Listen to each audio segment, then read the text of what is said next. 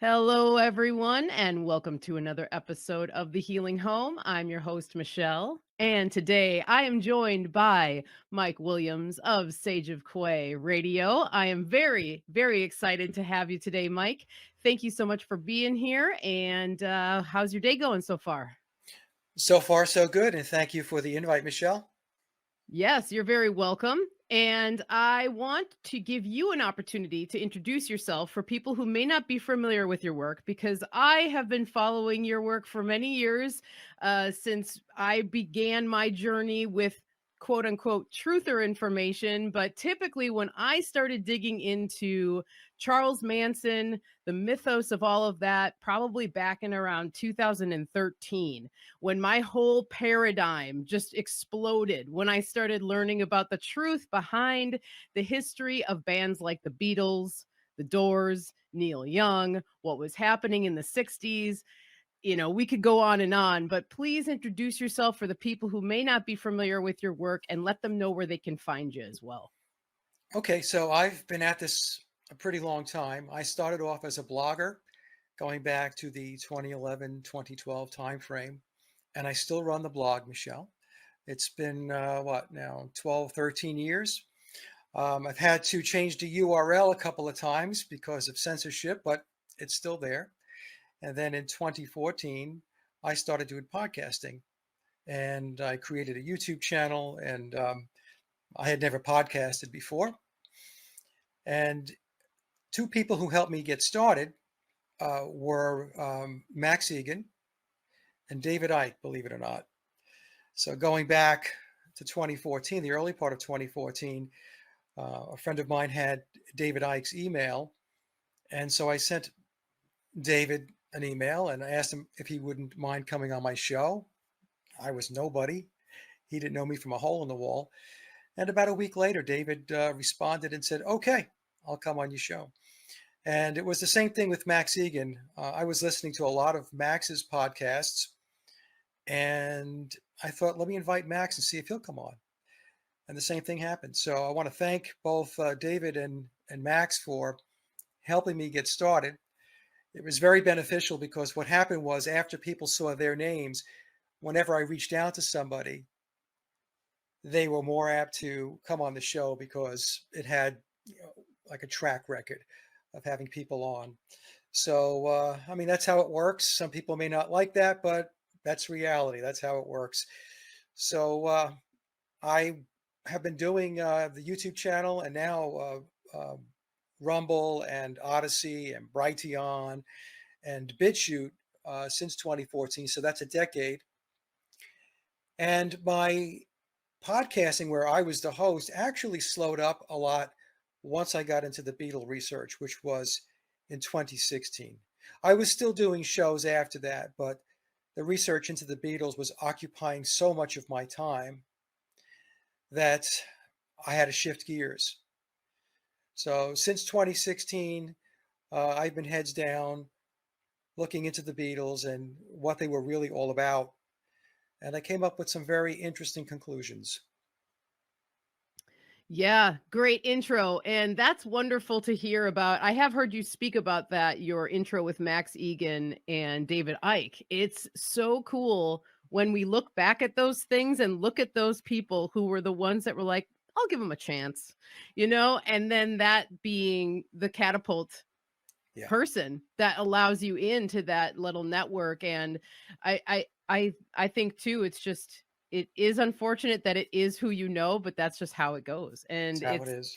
It'll always be that way, and it's okay. And it's like you can hate on it or you can try and shun it all you want, but the more you do that too, you close yourself off to all these opportunities. So it's really cool. Well, I'm grateful that you stepped on this path because I've learned a lot from your research, as has my fiance Mario, and we both have just really enjoyed what you come out with, and that's why you're here today. So I'm really pumped to get into the Beatles, because with the Beatles, once you start looking into their history, it's really hard to deny unless you have your fan cap on and you're unable to take that off. It's really hard to deny that their career is definitely interesting, to say the least, because the amount of records that have come out, the amount of studio time they've had, the amount of songs that were written in about what, a 10-year period, they say.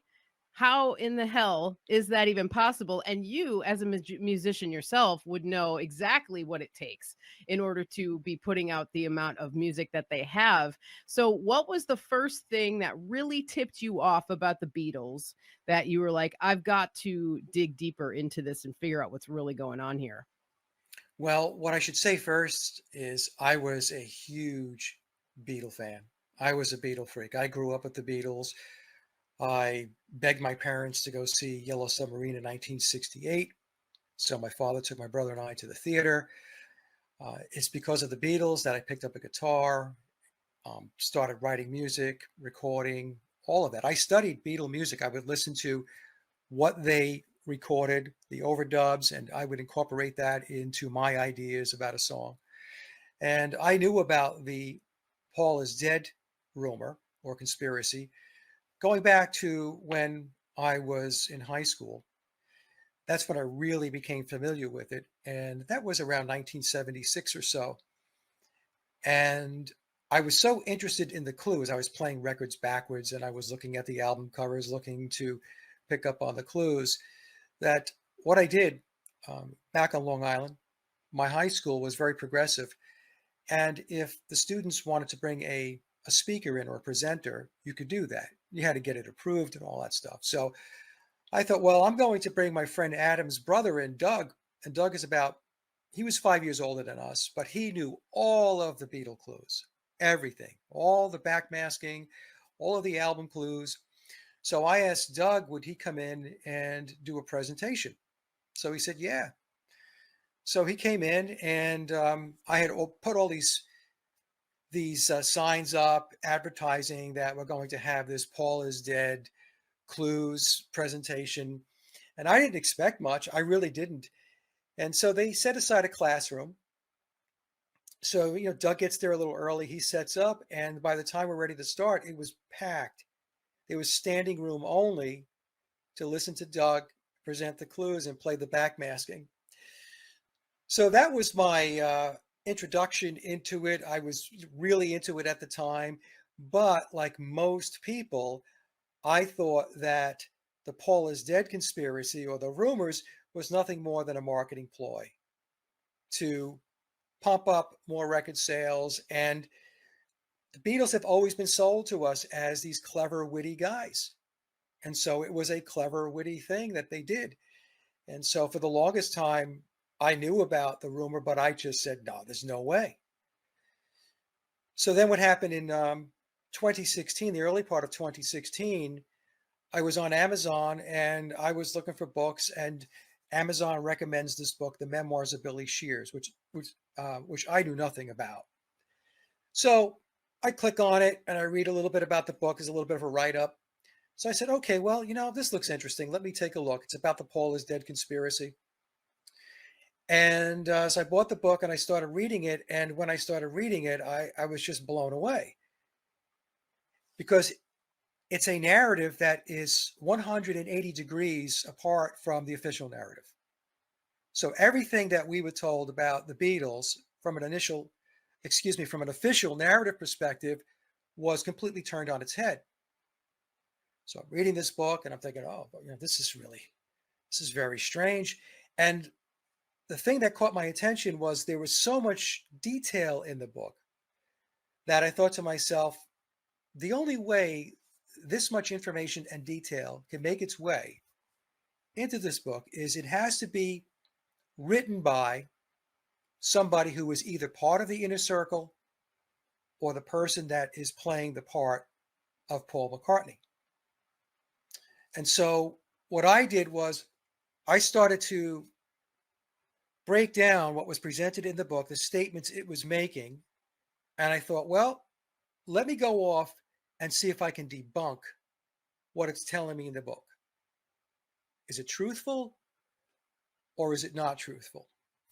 So to make a long story short, over the years, I have found that although the book does have threads of fiction in it, it's classified as historical fiction, and it does that for plausible deniability.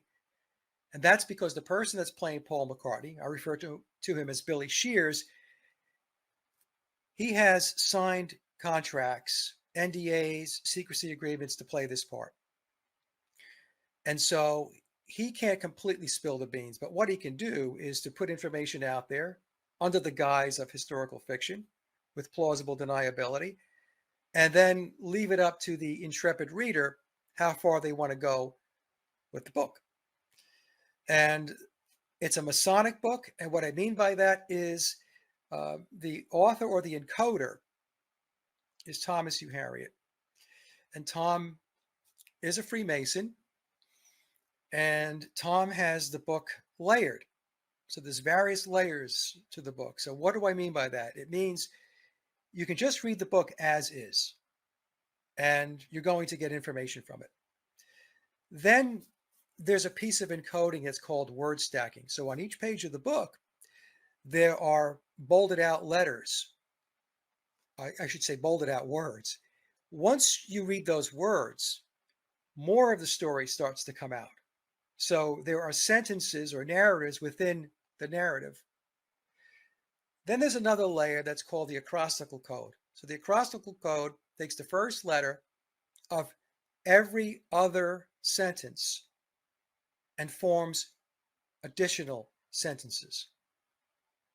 So now you have more information. In 2018, Tom Hugh Harriot added footnotes.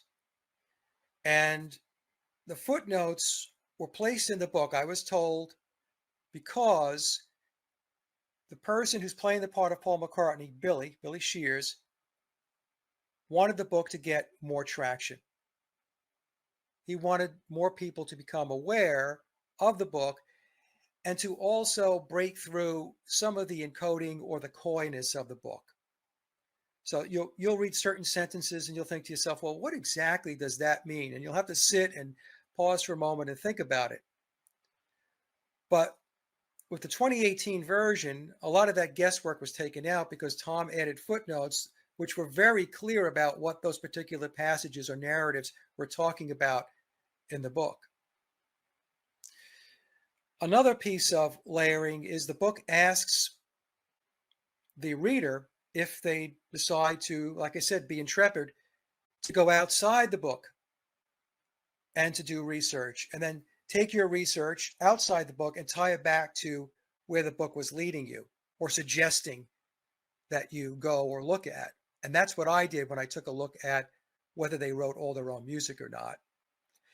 Recently, there's another layer, and it's referred to as the whisper messages. So at the very top or the side of each page, or almost all of the pages, I don't think it's on every page of the book. The book is 666 pages and 66 chapters. So we have a little bit of occultism going on there.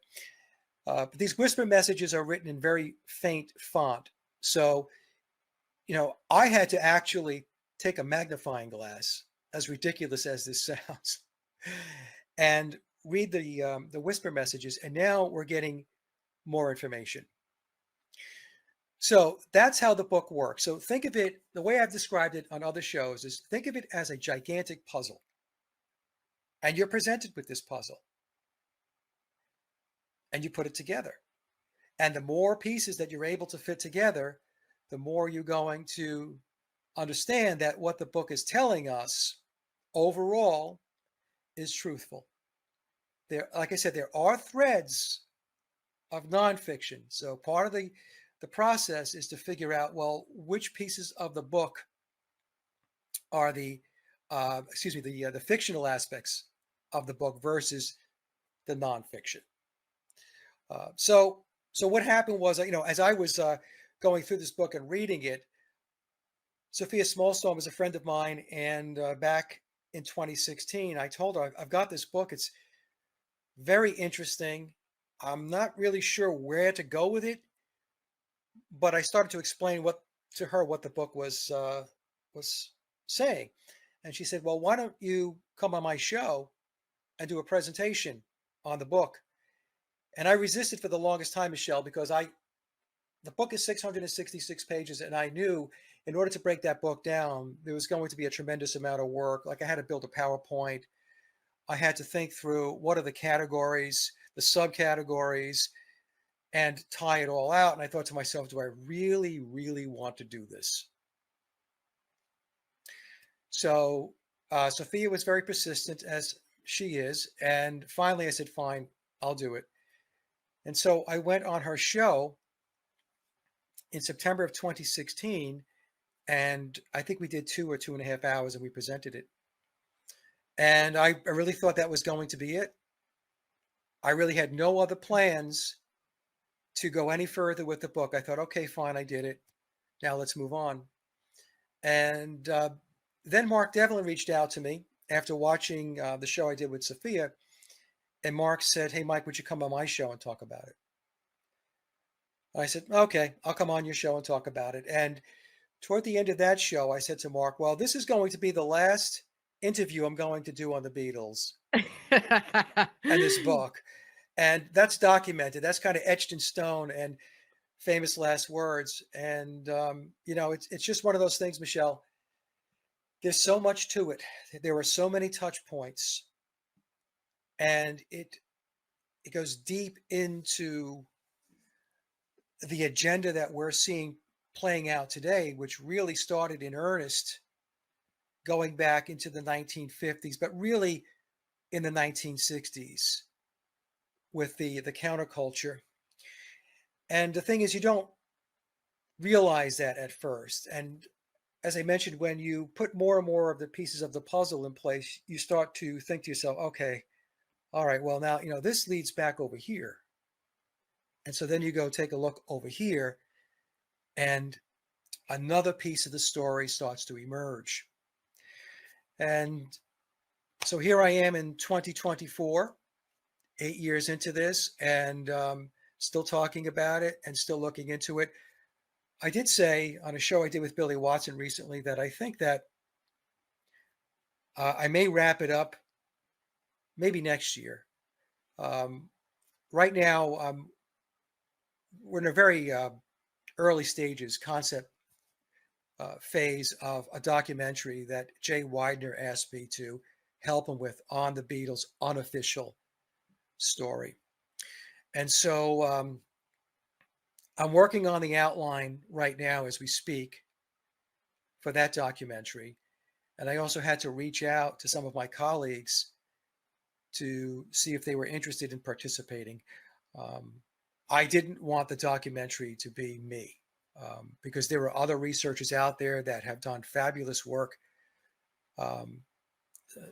Many of them are colleagues and friends of mine. And I wanted them to present their material as well because I didn't want it to be the Mike show. Because to be the Mike show, well, somebody can just interview me, or I can put a presentation together myself and put it up on my platforms and do it that way. So maybe next year I might ride out into the sunset. But every time I say that, something else pops up. But in any case, that's the background. The book, what happens is you start with the replacement of Paul McCartney. Paul McCartney was swapped out at the end of 1966. There are 3 dates you're going to come across. August, some researchers will say it was August, after their concert at Candlestick Park.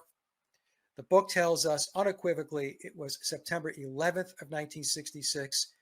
That's the date I lean toward because of its occult significance.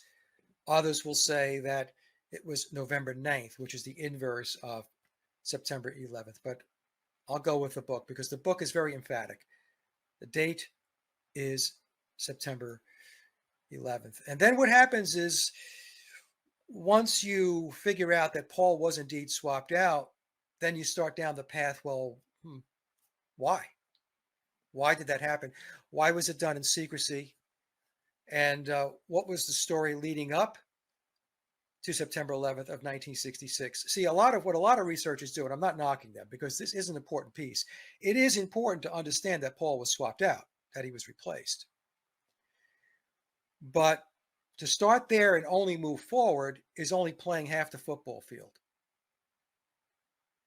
There's a whole lot that took place before that, as in, why were the Beatles created? Right. How did they come about? What was their purpose? So, and that's the piece I got into, and that's the piece that gets me into a lot of hot water with fans, other researchers, because a lot of researchers, although, like I said, they've done some very good work, they don't want to touch that piece of the story because they still love what I refer to as the Cinderella story. Mm. Four lads from Liverpool, they connect with Brian Epstein, who's a record store manager, owner, and then he's able to get them a recording contract with EMI under the tutelage of George Martin, and then they go on to unprecedented fame and fortune. I mean, that's a fabulous story. Who doesn't like it? I loved it for the longest time. But as I dug in, that story is exactly that. It's a story. And there's a lot of other information and a lot of other pieces to that puzzle that a lot of people don't know about or pay attention to, or if they hear it, it goes right over their heads because the official narrative is so indoctrinated that anything that cuts across the grain is just set aside. And we have to remember, as of today in 2024, the Beatles' official narrative has been around for 60 years. That's a long time to have something constantly pounded into your head. So anyway, long-winded, but there you go. No, it's beautiful. I love it. I'm here for it, man. And okay, so one of the things that I think about, well, first off, I have to say whisper messages. I've never even heard of that term in a book. Right. So now it makes me think about how many other books out there have these whisper messages in there. And so you can see it with your plain eyes, but it's like wispy and small. Very light font. Very light Wow. font. And Tom put them in the book um, as another layer. And also, and I'm sure we'll get into this, but there's a very esoteric story behind the Beatles. Very esoteric, which goes over the heads of a lot of people because they don't know anything about the esoteric or mysticism or Right. Aleister Crowley and Thelema. Um, and honestly, that's exactly how the controllers want it. They don't want people to know about this. And we'll get into this as I um, talk some more. But the Beatles are tied back to cultural Marxism and the Frankfurt School. Yeah. And we'll talk about that. Yes. Wow. Well, hey, okay. So, what do you think was presented to the other members when they swapped out Paul for Billy? How do you think that went down? Or were they even unaware? Was it like, what's your opinion on that? Well, they were aware. And I'll take you through my opinion on how it went down. The person that replaced Paul McCartney, Billy Shears, he has the primary contract. There have been doubles and lookalikes, and Billy mentions in the book that there was another person who played the role of Paul McCartney that had a hit. But he doesn't say whether it's a Beatle hit or it's post Beatles as Paul McCartney, as in the solo career. So I believe, based upon my research, reading the book, taking a look how I believe things would work logically, Billy has been involved in the band for a long time, going back to, I believe, its inception as early as 1962. In the book, he tells us that he was a studio musician, and one of his skills was vocal mimicry. So he would be hired to come in and sing like famous singers. If that particular singer couldn't make the session, maybe they were not feeling well, voice wasn't doing well, they would call Billy in to go do the vocals. So I believe he was part of the equation the whole time. I believe in all likelihood, I think there's a high probability that he was one of the studio musicians that was uh, on the Beatles recordings. Whether he was, he's a horn, a wind, I should say, a wind and keyboard piano player by trade. Okay. Okay, but he's a multi instrumentalist, so he can obviously play guitar, play bass, and so when George Martin was pulling together the Beatles songs, and then the songs written for the Beatles, and then bring in the studio musicians, I'm convinced that Billy was a constant in those sessions. So whether he was playing in the orchestra or he was playing some wind instrument, the piano, guitar, bass, or whatever, he was there. So the reason why I'm taking you through this is because if that's the case, and I believe it is, then the other Beatles knew who he was. So he wasn't this stranger that just popped in September of 1966. So he was making the rounds through different studios, EMI being one of them as a studio musician. And I do believe that George Martin tapped him to play on certain songs. So the other thing that we have to get our heads wrapped around, and I had to do this as well, all of the Beatles were Freemasons. So how do we know this? Because we can go back in time and we can see multitudes of images and photos that were taken of the Beatles, whether as a group or individually, where they are engaged in Masonic symbolism. The Masonic handshake, the lion's paw, one-eyed symbolism, lots and lots of imagery. Birdcage, the birdcage goes to Illuminati mind control. We can get into that a little bit. So this is important because if the Beatles were Freemasons, and I believe they were, that's a secret society that keeps its secrets to itself. Now, some people will argue, well, they weren't high degree Masons at that age, 19, 20, 21, 22 years old. And that's probably the case, but it doesn't matter because Masons have obligations. They take their oaths and they're bound by those oaths, period. So I think that when Paul was replaced, and I do lean toward Paul passing away, dying. Other people believe that he just stepped out. I don't see any proof of that, to be honest with you. I've taken a look at many, many, many images post 1966, and I haven't really come across anything that wasn't doctored that looks like the original biological Paul. So I believe Paul did pass away in 1966. So when it came time to keep the Beatles together, and Billy was brought in again. Now, Billy wasn't just dragged off the streets and said, hey, you look like him, you play like him, you sound like him, because this is kind of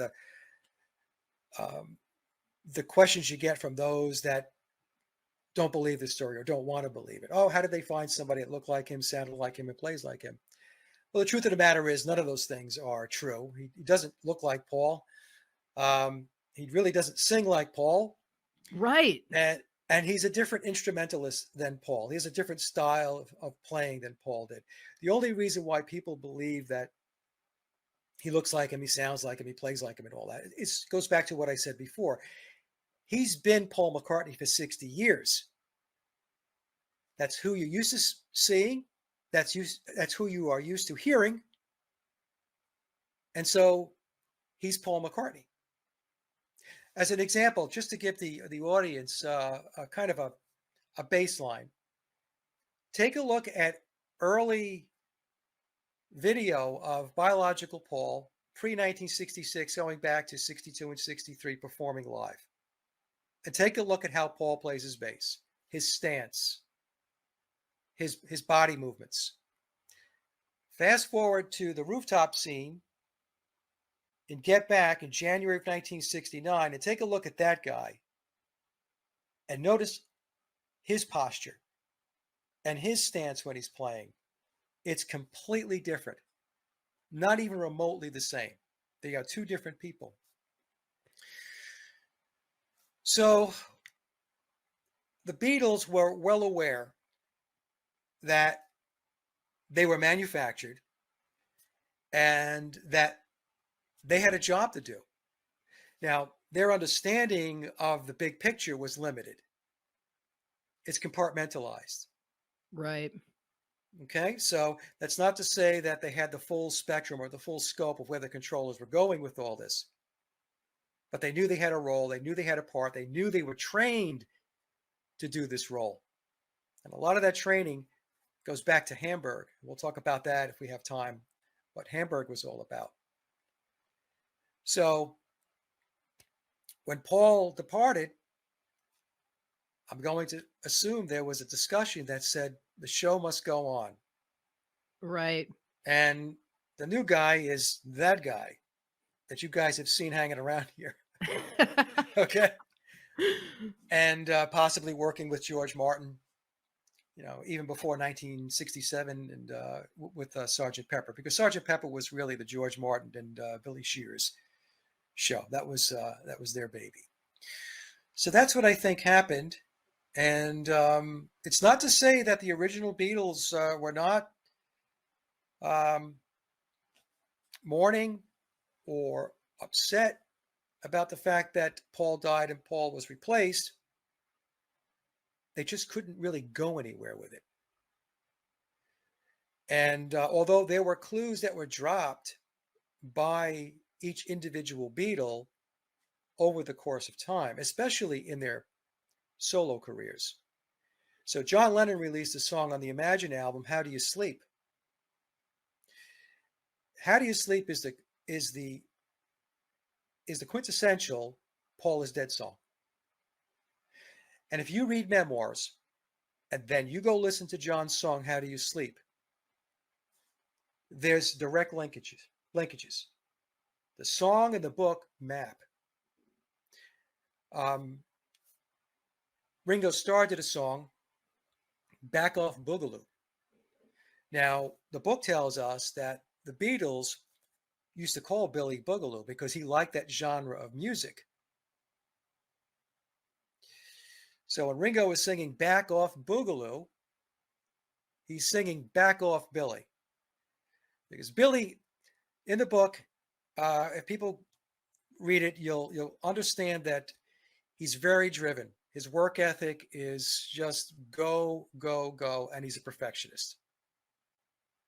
This is not something that the other Beatles were, they were not used to working that way. And we'll get into the music in a bit.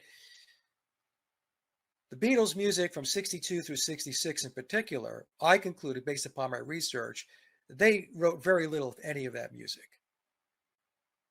which means the songs were written for them, which means George Martin then brought in studio musicians, and we could talk about Rubber Soul, because Rubber Soul, in my opinion, is the silver bullet that really puts the cap on this.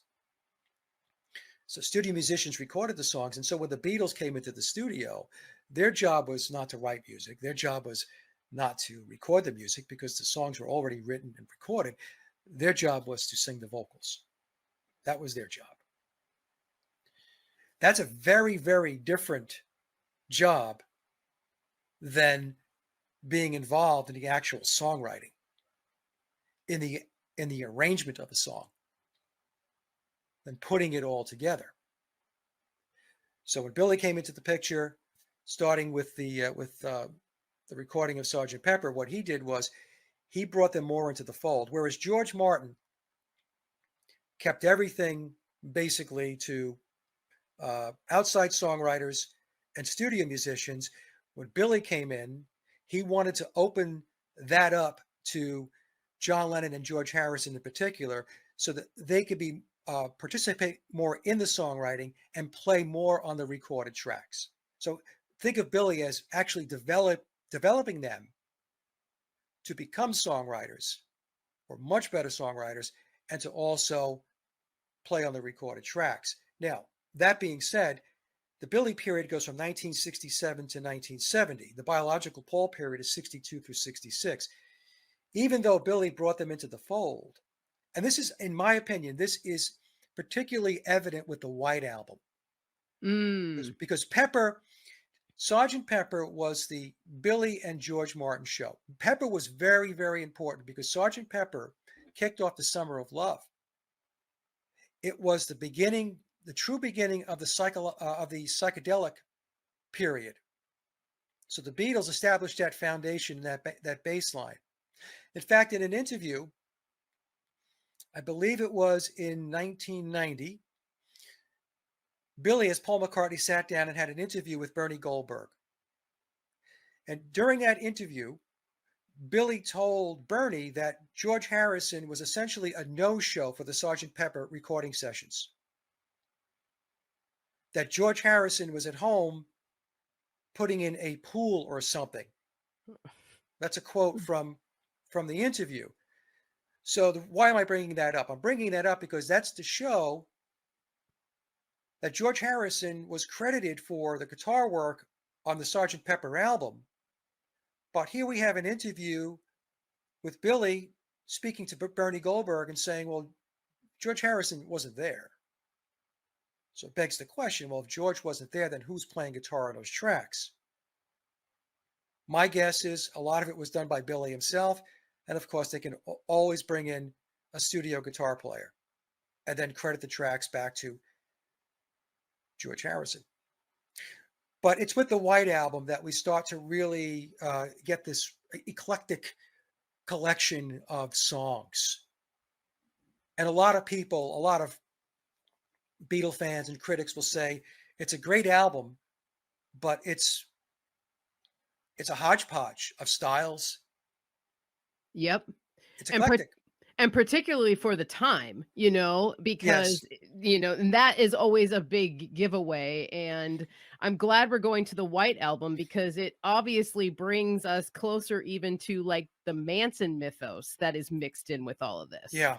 And that's where a lot of my interest lies within Manson. And I'm of the belief too that the Beatles were thrown into the Manson mix as kind of this weird sort of, that's the mainstream narrative. Okay. They were listening to the Beatles and they were influenced by the White Album. And that's why they wrote Helter Skelter. And that's why there's Piggies and this and that. I do think that that's part of the whole kind of CIA sort of MK Ultra underlyingness of the Manson stuff, but it just always just interests me that these two blend together so well because just that whole thing of the times of the Beatles kind of like ushering in the Summer of Love, and then you have the Beatles kind of bringing it to the close because in my opinion the Manson murders were kind of the quintessential close of the Summer of Love. You talk to people, even I can remember talking to my grandparents about how it felt, and they lived in Wisconsin, not in LA, but how everyone locked their doors after this period of time and everything else. So that's just something that's coming to mind that I want to throw into the mix with the White Album anyway. Yeah, in the book, Billy distances himself and the band from Manson, just so people know that. So I do think that the Beatles and the Manson story were glued together by the controllers. That to create a narrative, like you said, Michelle. So in any case, so what we have from 67 to 70, where Billy is the de facto handler, manager, leader of the band, is the Beatles writing more of their own stuff, playing more on the recorded tracks. However, ghostwriters were still being used to fill out the material for an album, and session musicians were still being used. As an example, one of the songs that I point out that just does not sound like the Beatles at all, and it just sounds like a crack team of session players is Lady Madonna. Interesting. Yeah. Okay. Also on the White Album, we'll talk a bit about Theodore Adorno and the Frankfurt School, but on the White Album, if we listen, another example that I put out there for folks to listen to is to show a song that was, in all likelihood, written by George Harrison and credited to him, and another song that was written for George Harrison and credited to him. Two different things. One he wrote, one he didn't, but the credits go to him. If you listen to the song Long, Long, Long, I can listen to that song and I can think to myself, I could easily get comfortable with saying George penned that song. He wrote that song. It's not overly complicated. In fact, I think the song is a little draggy, not one of my favorite songs, but be that as it may, because there are good, look, liking music is very subjective. There are going to be people that are going to say, Mike, you're crazy. I love that song. But then switch over to Piggies. And you have this Baroque, it's orchestral, and the lyrics are right down Theodore Adorno's avenue, right down the thought processes of the Frankfurt School of critical theory and cultural Marxism. Now, did George write that song? No, I don't think so. I think that song was, in all likelihood, composed by Theodore Adorno, both the music and the lyrics, and George got to sing the song. So we'll get more into this, and I'll explain more why that is meaningful. But the takeaway at this point is that the Beatles, the story, is so different than what we have been told. Very, very different. Because we were told that they were these brilliant, genius songwriters. They were prolific, great musicians, even though they themselves have never said they were great musicians. That's the interesting thing. That's one of the most interesting pieces of this whole thing. The story has gotten its own legs where people will say the Beatles were brilliant musicians. But then if you go back to interviews that, especially Paul McCartney was brutally honest in two interviews going back to 1966. In June of 1966 at the Hilton in Japan, and in a BBC interview that he did with John Lennon at his house on August 5th of 1966, the day that Revolver was released, their seventh studio album. And in those interviews, Paul says, we never claimed to be great musicians. We're limited as a group. At the Hilton, he said, we're adequate. We're adequate musicians. So that's an example of how the band itself was putting the truth out in front of everybody and saying, look, we're not great musicians. We're adequate at best. We're limited. But then the mythos is that they are these spectacular, great musicians, creative geniuses. So there's a lot of stuff like that. We'll get into it, I guess, I hope, when we talk about George Martin and George Martin's impressions of the band when he first met them back in 1962. A lot of George's statements were not very flattering. And these things that George said in interviews, it's out there in the public domain. They're out there. It's not secret stuff, but people disregard it. Anytime it cuts across the grain, it cuts across the official narrative or the Cinderella story. There's like these programs that run that filter that stuff out and says, does not compute. Right. Does not. Danger, Will Robinson. Don't listen to that Mike Williams. Don't listen to George Martin in that interview, right? So there's a lot of stuff like that. We have time, like I said, I'll take you through an article that was written in New Music Express back in 1971, where they interviewed their engineer for their first 6 albums, Norman Smith. The things that Norman said were not very flattering.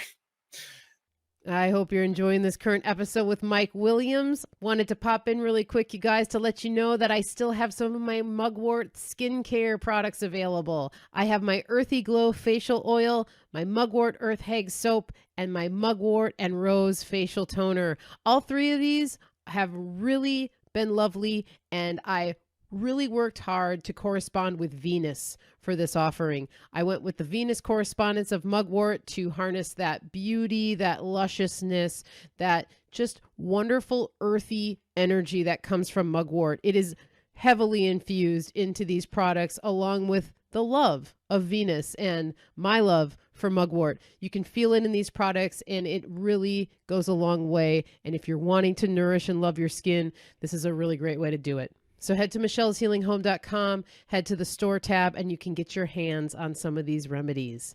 Now, back to the show.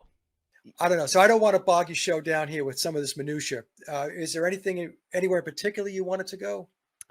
I mean, no, you're not bogging it down at all, really. And so I guess to me, I want to talk a little bit about what are some of the current threads that you're pulling at with this? So you've been researching this for many years. Is there anything right now that is like an updated information that you're coming across, or new conclusions that you're finding about with this information, or what, anything else like that? The information today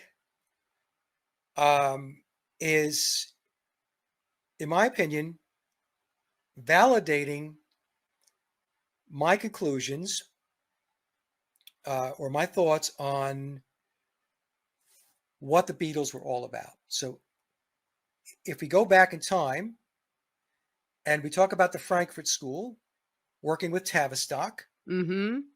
and before that we had the Fabian Society. So we have this cultural Marxism within the elite mindset that converged, and that convergence took place under Tavistock Institute. Yeah, let's go And into this a little bit, because I know a lot of people out there will probably be familiar with Tavistock, or at least they've heard of it. But let's talk a little bit about how big of a role this plays in everything, and not only the Beatles, but let's jump into that side of it. okay, so the best place to start is to understand that the elite ideology is one that says that they know better, that they need to control humanity, because humanity left to its own devices will fall flat on its face. They refer to us as being profane. They look at us as not very intelligent, not very smart. We're not intellectuals. This is the elite mindset. And this elite mindset comes under the umbrella of Freemasonry. So think of Freemasonry as the overarching entity that underneath it contains a federation of secret societies that all work together. So that means that there's a Jesuit control system, there's obviously a Masonic control system, there's a Rosicrucian control system, there is a Jewish control system, there are Templars from the Knights Templar. They all work in conjunction with each other. And many of them belong to different secret societies as well. So what they have undertaken, and it's been in place for a very, very long time. And by the way,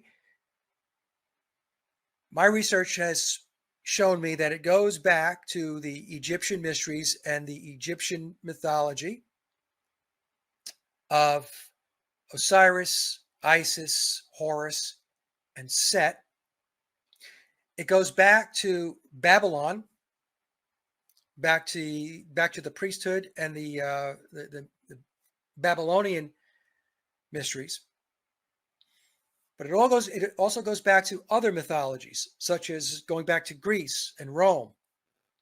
In John Coleman's book, in the Committee of 300, he tells us that the committee, which is comprised of elites, some of them coming from the families of the black nobility, which trace their roots back to ancient Rome. They refer to themselves as the Olympians, the gods. So this is the position that they place themselves. So they have dominion over us. This is how they think. And this is how they operate. This is their ideology. So we have to understand that. So what they're looking to do is to implement a socialist, Marxist world order. So when we talk about the New World Order, the one world government, that's what they're looking to do. And it's pagan based. If you read John Coleman's book on Freemasonry, he tells us that the Masons want nothing to do with Christianity, even though they will play the game that they are accepting of Christianity and the Holy Bible is in their lodge. They are anti-Christian, as are, if not maybe all of these secret societies that I was just talking about, because they're pagan based. And when I talk about this, Michelle, and to the audience, I'm not anti-pagan. I'm not anti-Christian. When I talk about this stuff, I'm putting it within the context of my research. So just take it at that level. I'm not being pro-Christian. I'm not being pro-pagan or anti-Christian or anti-pagan. It just is what it is based upon what I've researched. So they're looking for this, they will tell us that they're looking for this altruistic, egalitarian world where everything is equal, everything is good. There's no more war, there's no more poverty, there's none of that stuff. We're going to save the environment. I look at this and I think to myself, well, are they really being altruistic? Are they really egalitarian? Or are they gaslighting us? Okay. They're gaslighting us, because we have to understand that the very system that they are telling us is of no use is a system that they created. Okay, so they built the mousetrap. And what do I mean by that? So they're responsible for the Industrial Revolution that took place back in England in the 1700s. And then they had the American Industrial Revolution that kicked off in the 1800s. It went through, the war up through around 1940 and 1945. So they built a system that they knew was going to dominate people's lives, that people were going to depend on. So as an example, what's a good example of this? Many, many years ago, there were lots of small shops, sole proprietors, entrepreneurs, small business owners. They're very methodical in what they do. In fact, the Fabians are the poster child for this. They do things very incrementally, very methodically, so that you are unaware that these things are taking place. It's like the boiling frog phenomena. Right. Okay. So think about it. So they create the corporate structure. And if we go back to the March 2020 event, what they did was they moved a disproportionate number of people, employment-wise, into their corporate matrix. So they shut down small businesses, they shut down sole proprietors. They've been doing this for a very long time. In fact, I remember reading reports years ago where federal loans for small businesses were not going to small businesses. They were funneling that money off to the big corporations, the multinational corporations. They didn't want to develop small business because they didn't want independence. They didn't want people to be resilient, resourceful, and individuals. So the mousetrap was, we're going to build this industrial base. People are going to go work in our factories. They're going to go work in our corporations. And at some point, we're going to be able to leverage that. One of the ways they leveraged it was with C19. I don't know if this is going on YouTube, so I'll use code words. Yeah, perfect. Yep. Okay. Yep. Because they knew now that even though we still had people in small businesses and so on, a huge portion of the population worked in their system, in the corporate system, and they could put the mandates through. And they could tell you, if you don't do this, you don't pick up a paycheck. So think about this in terms of a lot of stuff that has taken place. Because people will ask me, they'll say, well, you know, why would they tear down their system? Because it doesn't matter to them. They're here. They have their wealth and control no matter what. No matter what system is in place, they're calling the shots. Ultimately, what they're looking to do is to bring the entire world back into the feudal system. And I've been saying this for a long time. The feudal system never went away. It just got more technically advanced. Mm. So if you don't think you live in the feudal system, think about the fact that your taxes, you're being taxed all the time for everything. And if you're not getting taxed, well, you're getting surcharges. And Yep. there are registration fees. They're always trying to steal your wealth. Always.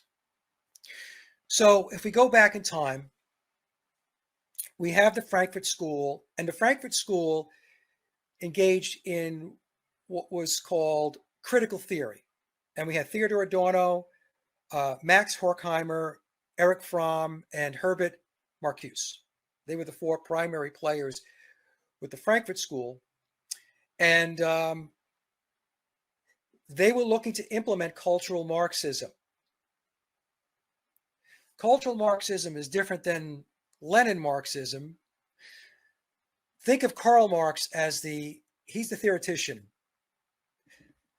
Then you have Lenin Marxism, which believed in using force to make change. The Bolsheviks in Russia as an example. And in fact, after World War I, the Bolsheviks were convinced that the workers were going to stand up. I don't know if people remember this, but the old slogan for communism was "Workers unite with the fist." Well, the workers didn't unite, and so they had to go back to the drawing board and figure out what the heck is going on here. This was supposed to ignite, a revolution, and it didn't. So you bring in the Frankfurt School, and their attitude was, you got it all wrong, okay? You can't just go in and use force and violence to make these things happen, because there are going to be repercussions. What you have to do is you have to subvert from within. You have to penetrate their institutions. And from there, you change their laws, or you disregard their laws. And now what you're doing is your revolution now is slow and methodical, but over time, you're going to change it. So critical theory, the way I explain it is, what Adorno and Max Horkheimer and Erich Fromm and Herbert Marcuse were doing was they were taking a look at the existing structures in society. And they would then be critical of it. They would criticize it and say, well, that's not really good. You think it's good, right? Yeah, I think this is fine. As an example, the mother staying home with the children, being the homekeeper. Yep. Dad goes off to work, right? Critical theory would turn around and say, why are you as a woman accepting that role? Don't you understand that's a patriarchal role that has been put upon you? It's been imposed on you. Nothing says that you need to do that.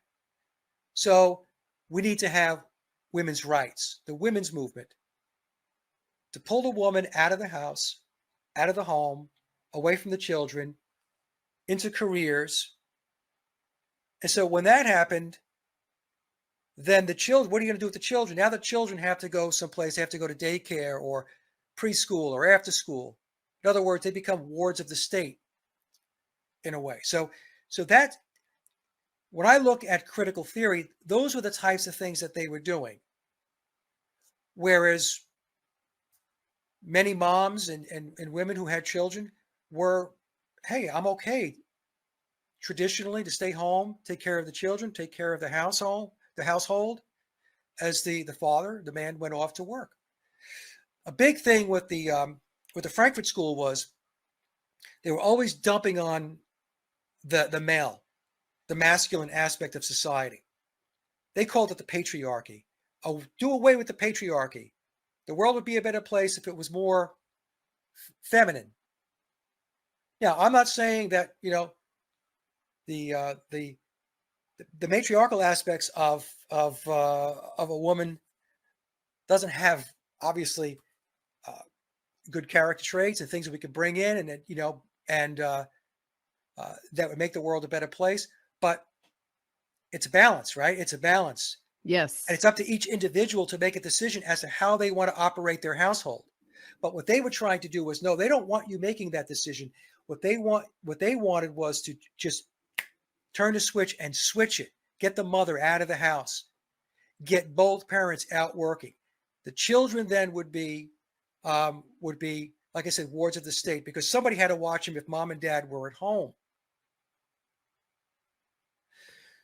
So that's just one example of critical theory. Here's a quote from Max Horkheimer, who was one of the founders of the Frankfurt School, and he's talking about the Marxist revolution, cultural Marxism. The revolution won't happen with guns. Rather, it will happen incrementally, year by year, generation by generation. We will gradually infiltrate their educational institutions and their political offices, transforming them slowly into Marxist entities as we move toward universal egalitarianism. That's what they're looking for. Now, as a precursor to the Beatles, coming out of the Frankfurt School, we had the Beat movement. Okay? So we had William S. Burroughs, Ray Kerouac, and Allen Ginsberg. Now, the one thread that we're going to see with Frankfurt and with Tavistock is there are two threads that I have picked up on. There's a psychoanalytic thread. There's a psychology thread. How to manipulate the mind. And then the other thread is hedonism. So the hedonistic part of this is to go after traditional values, traditional family values, to go after institutionalized religion. And a big, big blip on their radar was Christianity. Because like I said, if you read Coleman's book, the Freemasons want nothing to do with Christianity. They want it out of the way. In fact, in his book, he mentions that at the 26th degree of Freemasonry, that is when the Mason is told that their God is Lucifer. Up to that point, all you had to do was to have a belief in a God, a creator, source. So that's how they kind of bring it along. But I believe it was the 26th degree that John Coleman mentions that they're told, okay, so, I mean, here's the punchline. Lucifer is our God. Okay? Yeah. All right, so now, so you have the whole Beat movement, and it's B-E-A-T, the Beat movement. And what the Beat movement was all about was, it was about no rules. It was about cultural change. It was about hedonistic behavior, ad-libbing, freestyling, not to be bound by laws, societal norms, which they claimed were just, they didn't mean anything. Your idea of good is maybe not my idea of good. So there was kind of this moral equivalency argument that was taking place as well. Right. So that's what they were doing. And I read that John Lennon was a fan of Ray Kerouac, who was a big player within the Beat movement. Yes, definitely. And Billy, as Paul McCartney, collaborated with Allen Ginsberg. So we could see here that we have the Beatles tied into this Beat movement. So Beat movement, B-E-A-T. Then we have Beatles, B-E-A-T-L-E-S. So the Beatles were really a result of the Beat movement. So look at you have the Frankfurt School, we have Tavistock. They create the Beat movement. The Beat movement then segues into, we start getting into rock and roll, and it moves connects itself right into the Beatles. And the Beatles also, the beetle is also the scarab beetle from Egyptian mythology, which is in reference from an Egyptian mythology perspective, is talking about enlightenment. So the Beatles are also put into a position of enlightenment. This brings in Aleister Crowley as well. So let's just for a moment, let me pause here for a second and just make a tie that maybe might not be so obvious. Crowley talked about his eons. He said back in the early 1900s, he claimed that that's when the eon of Horus was coming into play. Before that, it was the eon of Osiris. And the eon of Osiris, or the age of Pisces, was about oppression. It was about being shackled. It was about not pursuing your true or pure will. You were bound by societal dogma. And then he said, when things shift and transition over to the eon of Horus, that's when man becomes unshackled. That's when you can follow your pure and true will. So think about what Crowley is teaching, his tenets of Thelema. Thelema is his religion. And by the way, his religion was founded on April 8th of 1904. And we recently had the solar eclipse on April 8th of 2024. Wow, yeah. So the reason why that was played up so much in the media, my opinion, is because it was celebrating the 120th year of the religion of Thelema, which I have concluded is the primary spiritual and philosophical belief system of the controllers within the pyramid of power. Crowley's belief system plays a very, very big part in what it is they believe. And again, it's the worship of Lucifer. Wow. Yeah. Okay. All right. So we have the Beat movement that attaches itself to the Beatles. And so the Beatles, as a creation of Tavistock, with the strong ties back to the Frankfurt School, in particular Theodor Adorno, they were created in order to further the dismantling of traditional values and institutionalized religion. So when you think about the Beatles, it started off innocent enough, but then it quickly progresses. And what did the Beatles represent? The Beatles represent anti-establishment. They dressed very differently. The music was very different. The way they presented themselves is in interviews, they were quippy. They would push back at the reporters, what would be perceived as the stagnant, stoic establishment press at the time.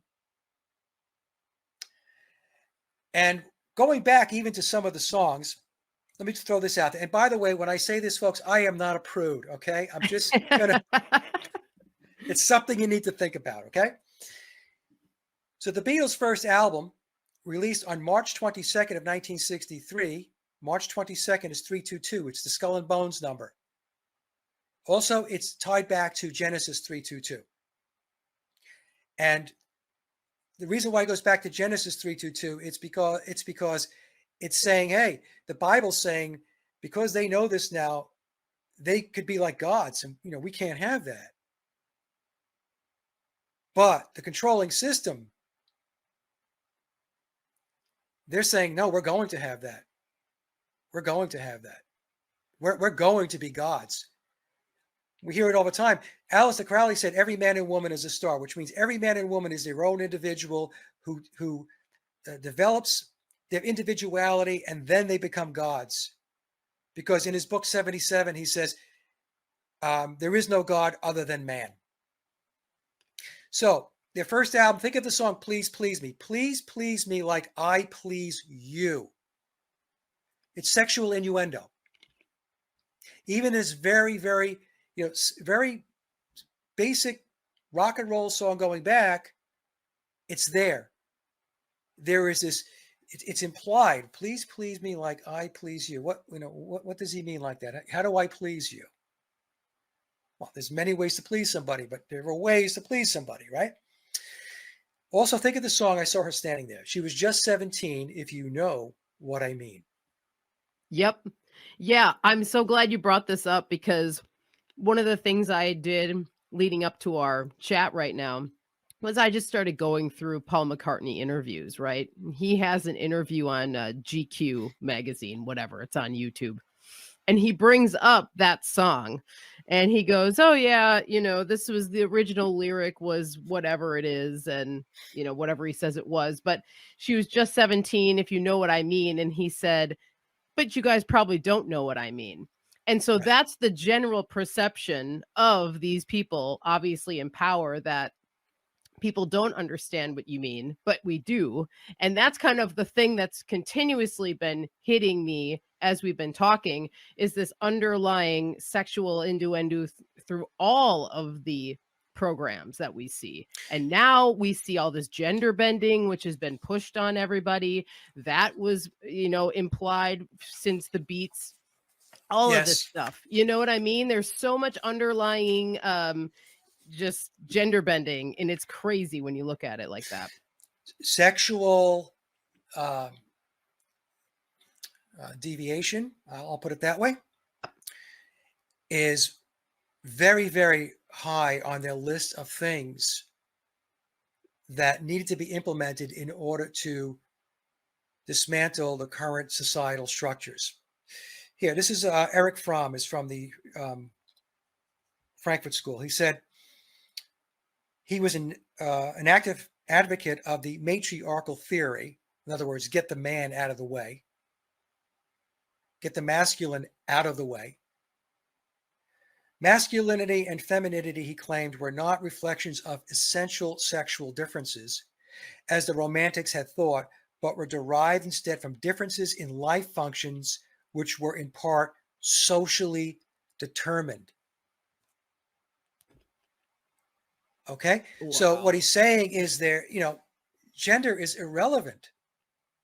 You only pay attention to your gender because societal norms and traditions make you aware of them. It's really, let me just see if I have something here, Michelle. I think I have a rundown of their list of, here it is, a list of what they were going after and looking to impose into society in order to break it apart. The creation of racial differences, a racial divide. Check mark, right? Yep. Continual change to create confusion. The teaching of sex and homosexuality to children. The undermining of the schools and the teachers' authority. And by the way, if anybody who's interested, this is the Frankfurt School. I got this off of Henry Mackow's website. And it goes a lot deeper with a lot more links, but this is just a summary. Huge immigration to destroy identity.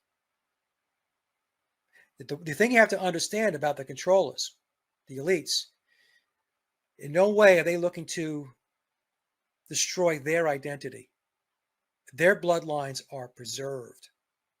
So in their minds, breaking all this down, look at it as in their minds they're thinking we're going to dilute all of this.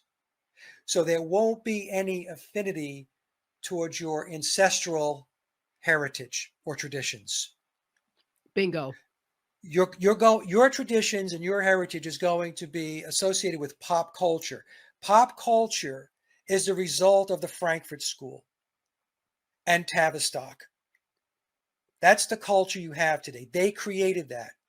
That's the culture that most people embrace, and that's the culture that most people live in and abide by. The promotion of excessive drinking, the emptying of churches, an unreliable legal system with bias against the victims of a crime, creating dependency on the state or state benefits, dumbing down people through the media, and encouraging the breakdown of the family.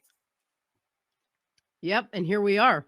and here we are. So that was the long road, a long and winding road to get to your question about what do you see today, what's going on coming out of the work.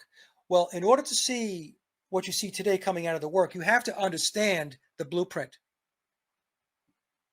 What was the planning? Who was planning this stuff? What was the strategy? How were they going to implement the strategy? And so the music and entertainment business is a huge tool in the toolbox of the controllers. And the Beatles are a big, big tool in that toolbox. I explain to my audience that the Beatles are foundational to all of the genres that were created by the Tavistock Institute, starting with them going forward. Each genre of music, punk, glam, metal, hard rock, techno, rap, hip hop, all of that is created in order to address the next grouping, segment, or generation of people to get them conditioned to be where the controllers want the public to be. They want them marching along single file. And at the end of the day, they want a homogenized society. In memoirs, it tells us that what they're looking for at the end of the day is a population of literalists. People who believe in and abide by their ideology, their philosophies, their spiritual beliefs. And if you're not one of those people, if you're an outlier, then you're going to be a slave. And Crowley in his book 77 spells it out. Those, I'm paraphrasing here, but those that are not with us shall be our slaves. Another thing I want to mention about Crowley is I get a lot of, not a lot, but every once in a while people will say, no, you're misunderstanding what Crowley's saying. When, his age of Horus is for everybody. I'm like, no, it's not for everybody. Crowley is not talking to the profane. He is not talking to the average Joe or Jane in the street. Crowley was part of the elite establishment. He worked for British intelligence back during World War I. So his religion of Thelema is talking to the elites. It's talking to the adepts. It's talking to the initiates. That's the category. That's the classification that they put themselves in. So the Beatles were a big part of changing the societal and cultural landscape. See, a lot of people have trouble with that because the Beatles have been around so long, and we've been so conditioned and indoctrinated with the Beatles story, and they've been the soundtrack to so many people's lives that it's that slow boiling frog thing. I was part of that, Michelle. I was part of that. It wasn't until I woke up and saw what was going on. But the Beatles, they brought in rock music.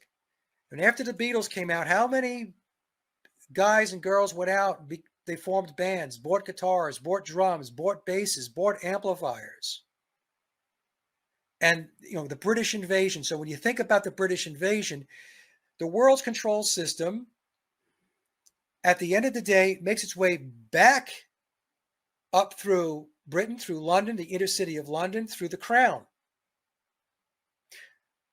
Where is Tavistock? Tavistock is in London. The British invasion. It's the invasion of traditional values, traditional institutionalized religion. That is what that was all about. So they created this genre of music, and it's all about presentation, Michelle. Mikey, So you still here?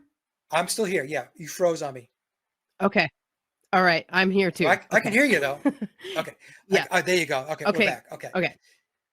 Presentation is very important because a lot of people will argue with me and say, well, are you saying all these bands, they don't play their own music? I said, nope, never said that. I never said that. Never said that. I even said that the Beatles can play their instruments. The Beatles just weren't skilled enough to take it to the studio and be on the recorded tracks. Based upon my research, that's where I landed. But the Beatles created an entire environment of musicians that studied their music and became very good musicians. They became songwriters. They formed bands. They recorded. So it was the catalyst that got the ball rolling on all of this. And it's presentation. So when we take a look at, back in the 1960s, when I say presentation, it's the appearance. How did they dress? It's the clothing. It's the hair. It's the beards. It's the symbolism, the occult symbolism on the album covers. Oh, yeah. That's the presentation. It's the drugs. It's the alcohol. It's the free love. That's the presentation that was brought into everybody's living room in magazines and books, and it was everywhere in the movie theaters. That was to shape people. That was to break down the current system, the paradigms of the current social and cultural systems, and to get things going. And the Beatles were instrumental in that. And like I said earlier in the show, they brought in the psychedelic era with Sgt. Pepper and The Summer of Love. And by the way, Billy, who plays the part of Paul McCartney, along with John Phillips, was behind the Monterey Pop Festival, where the local police were told to stand down as the CIA handed out LSD to those who attended the festival. And why? Because they were experimenting. They wanted to see what would happen. So, and also, I know I'm going on a lot here, but a lot of people will say to me, well, drugs make you more creative. That's wrong. You have bought into the indoctrination, the propaganda. Right. If drugs were good for your creativity, then why have so many bands that got sucked into the black hole of drugs and alcohol decide to come clean? Why did they pull themselves out of that ditch if that all of that is supposed to make you more creative? That's a fallacy that you have been brainwashed to believe. In fact, in the book, Billy tells us that at his recording sessions, there is no drugs. Musicians that show up, they're clean because they have to have their faculties to make sure that the recording comes off well. So in any case. That's a great point, actually, the whole drug thing, because ultimately, I mean, it's really just a distraction from self. And that's what all of this is. It's literally a distraction from ourselves, from our sacred center, taking us away from knowing our own innate power, which is what, in my opinion, what the controllers really want us to stay away from is understanding actually how powerful we really are. And that's right.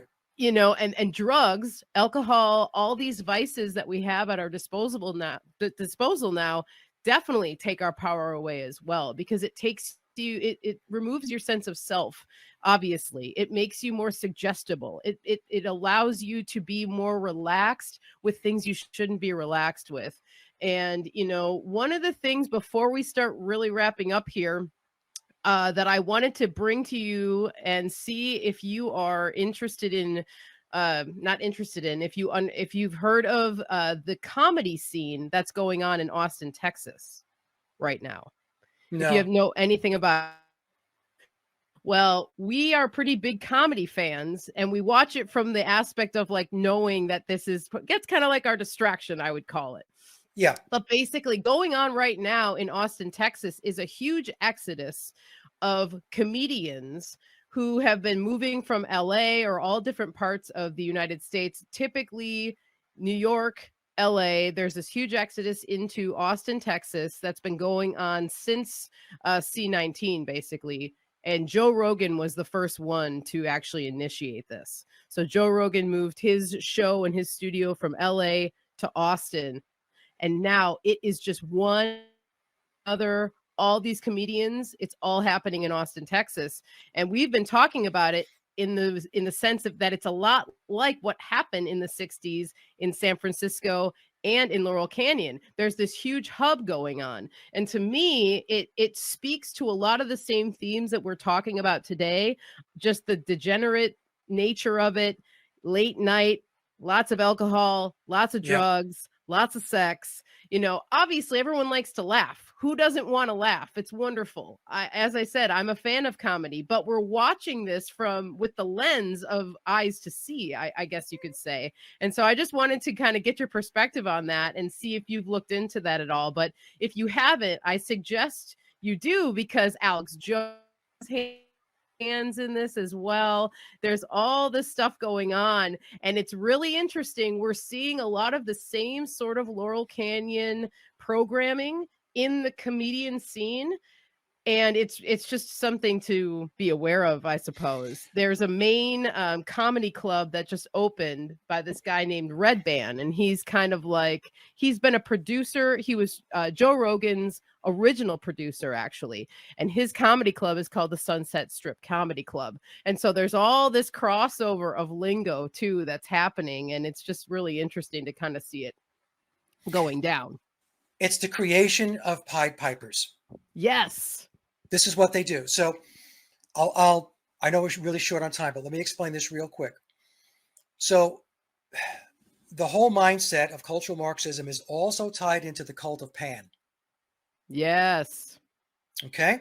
Mm-hmm. And if you look, and the Pied Piper is a play on Pan, right? The Pied Piper leads the children out, right? And then he's playing his flute.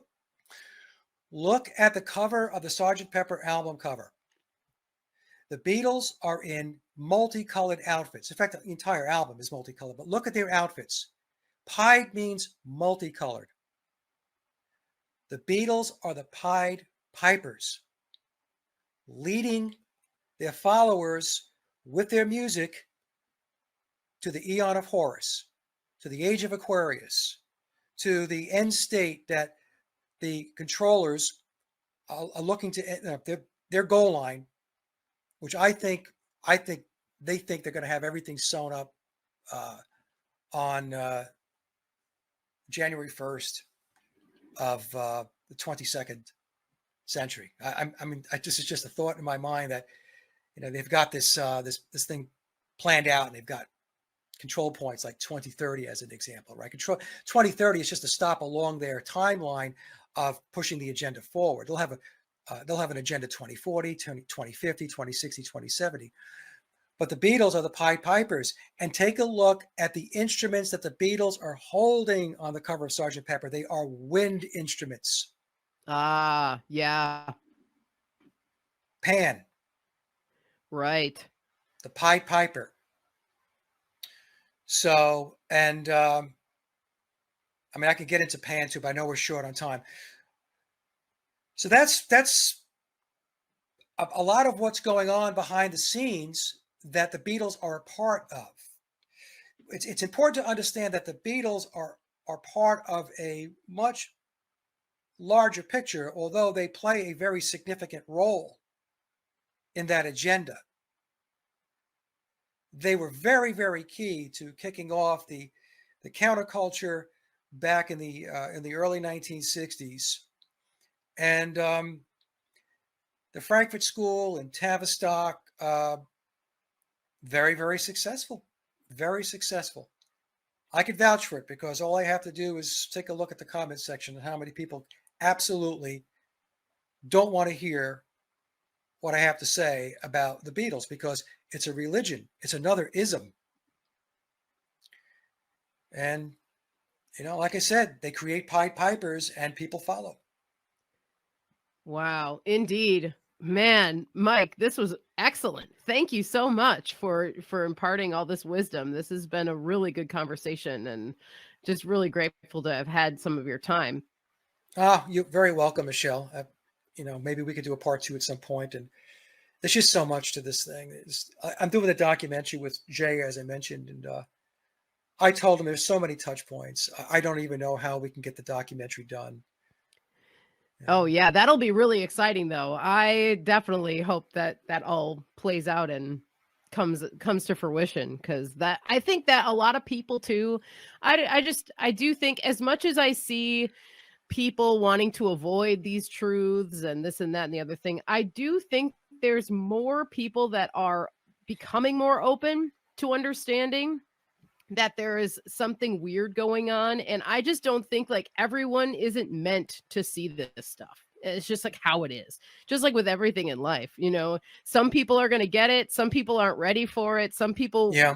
their mind isn't even like close to being able to wrap themselves around it. So I just feel grateful for being one of the people that have been able to see the light, honestly, because it's been such a helpful thing in my life in so many ways. It's one of the reasons why I call my show The Healing Home, because learning this information, what we're talking about today, has been so freaking healing for me. And it is accelerated my ability to heal and to help others heal, because when you can see this stuff, things start to make so much more sense. As crazy as it can make you feel, you just see life through a different lens, and it's really helpful. So kudos. Thank you for doing all you do. It's valuable work and it's much needed, really. So It's I honor probably going you. to kill me.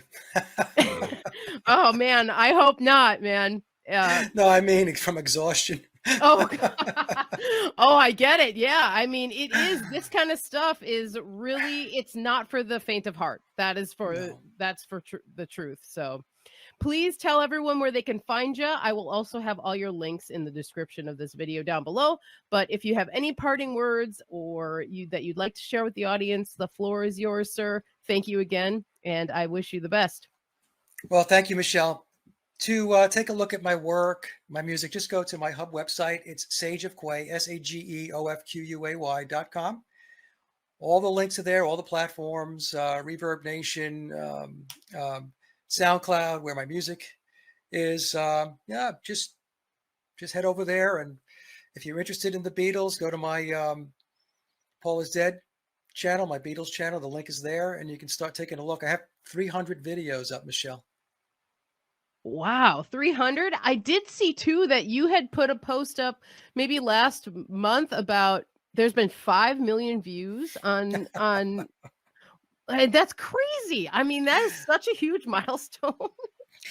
Over the 8 years, 5 million views or listens to all of the material. And how do I come up with that number? I just go to 2 of my channels. I go to my main channel, Sage of Quay, and I go to my Paul is Dead channel. And the Paul is Dead channel is very easy. You just go to your About You page, and it tells you how many views there have been. And then for my other channel, I've got to count them up. So it's just those 2 channels. It's more than 5 million, actually, because I don't count in Rumble, Odyssey, BitChute. Oh, man. I want to keep it conservative because because there's always somebody out there, that's going to say, it can't be 5 million. Well, it is 5 million. So, yeah, it's quite amazing. It really is. Man, well, that's awesome. Glad to see it, glad to hear it, and, I would love to have you back for a part 2 at some point, so, we can talk about that at some other time, but, until next time, thank you everyone for being here with us, and enjoy the rest of your day, Mike. You too, Michelle. Alright, see you soon.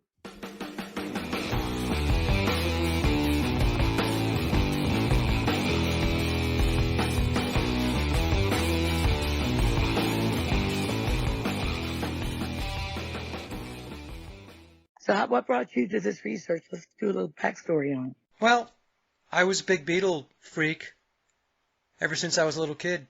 I've told this story a number of times, going back to 1968 when the Beatles came out with Yellow Submarine. I was well aware of the Beatles by that time. I was born in '59, so I was 9 years old when the movie came out, and I just bugged my parents to take me to the theater to see the film. And so finally my father relented, and he took my brother and I. My brother's just about 15 months younger than I am. He was another little Beatle freak.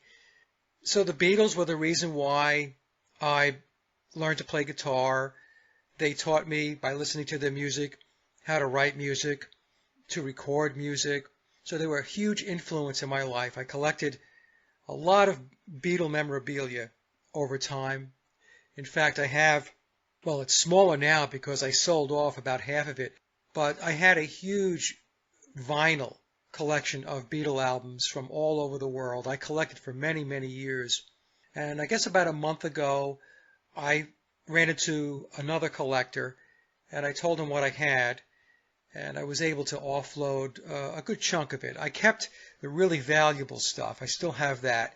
He was interested in many of the records I had, a lot of the reissues, and some of the memorabilia, so he took that off my hands. The point I'm making is I was really, really, really into the Beatles. To this day, I still enjoy the music, and that led me into high school, which was around 1976. Yeah, 76. I was into the whole Paul is dead conspiracy. And I didn't believe that Paul was dead. I thought it was just an elaborate marketing ploy to sell more records, and the Beatles have always been sold to us as very clever, witty guys. I just thought it was a clever, witty thing that they were doing. But I loved taking a look at the clues on the albums and playing the songs backwards because the songs were backmasked and stuff like that. So my high school was very progressive back in the day, and they were open to having students bring in outside speakers. So I had a friend, Adam, and Adam had an older brother, Doug. Doug was about 5 years older than we were. And he had all the Beatle albums, and he knew all the Beatle clues from the Paul is Dead conspiracy. And so I asked Doug if he would come to the school and do a presentation, and he said, yeah, he would do it. So he did. And the day that we had the presentation, it was standing room only. And that was really when I really got into the Paul is Dead conspiracy. And like I said, I didn't believe that Paul was actually dead. I thought it was just a marketing gimmick. But then what happened was I was chugging along, still loving the Beatles. And then in 2016, I bought the book, The Memoirs of Billy Shears. And I bought it on a lark. I was on Amazon, and Amazon came up with recommendations and said, hey, we think you might like this book based upon other stuff that you've looked at and bought, which was Beatles stuff. And so I bought the book in 2016, and I started reading it. And when I started reading it, I couldn't believe what I was reading, because the story that's told in the Memoirs of Billy Shears is very, very different. So it presented a completely different backstory and narrative around the Beatles. That led me to taking a look at the book, breaking it down, decoding it, and figuring out whether the book was truthful or not. And to make a long story short, I've been at this now for 8 years, 2016 to 2024, and based upon my work, I concluded that the book is truthful. There are threads of fiction in the book. It's classified as historical fiction, and the reason for that is for reasons of plausible deniability, because the person behind the book, Billy Shears, the guy who's playing the part of Paul McCartney, and has been since late 1966, I believe it was September 11th of 66, that's what we're told in the book. So for almost 60 years, He's the person playing the part, and the book is written in the first person, so it's Billy speaking to us. It's Billy telling the story. The one thing, actually a big thing, that caught my attention with memoirs is the amount of detail in the book. There was so much detail that I thought to myself, this can only come from somebody that is either in the inner circle or is the person that's playing the role of Paul McCartney. And the book is authored by Thomas E. U. Harriot, but Tom is really the encoder. And the reason why he's referred to as the encoder is because the book is encoded, and you have to decode it in order to break the book down and get to the truth behind the Beatles story. So that's where we are today, and I've been at it for, like I said, for 8 years, getting into various aspects of the Beatles' unofficial story. And probably what I'll be known for, out of all the work that I've done, is questioning whether the Beatles wrote all their own music and played on all of their recorded tracks. So I think that has us up to date, Julia. Well, great. Who has the hand up the puppet that we call the Beatles?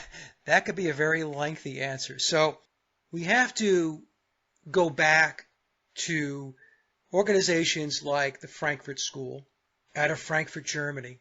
The Beatles were a creation of Tavistock. Now, this is told to us in memoirs, but it's also told to us in a book that came out in the early 1990s by Dr. John Coleman, titled The Committee of 300. So the book that Coleman wrote is not about the Beatles. It's about the control system that's in place and who's behind the curtain. And so Coleman spends a lot of time talking about the Committee of 300 and Tavistock. Tavistock reports into the committee. If you go back to the Frankfurt School, we're talking about cultural Marxism.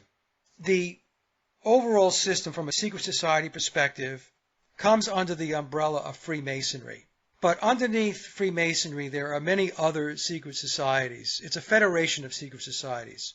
So you've got the Masons, you've got the Jesuits, you have the Rosicrucians, you have the Pilgrim Society, you have the Templars.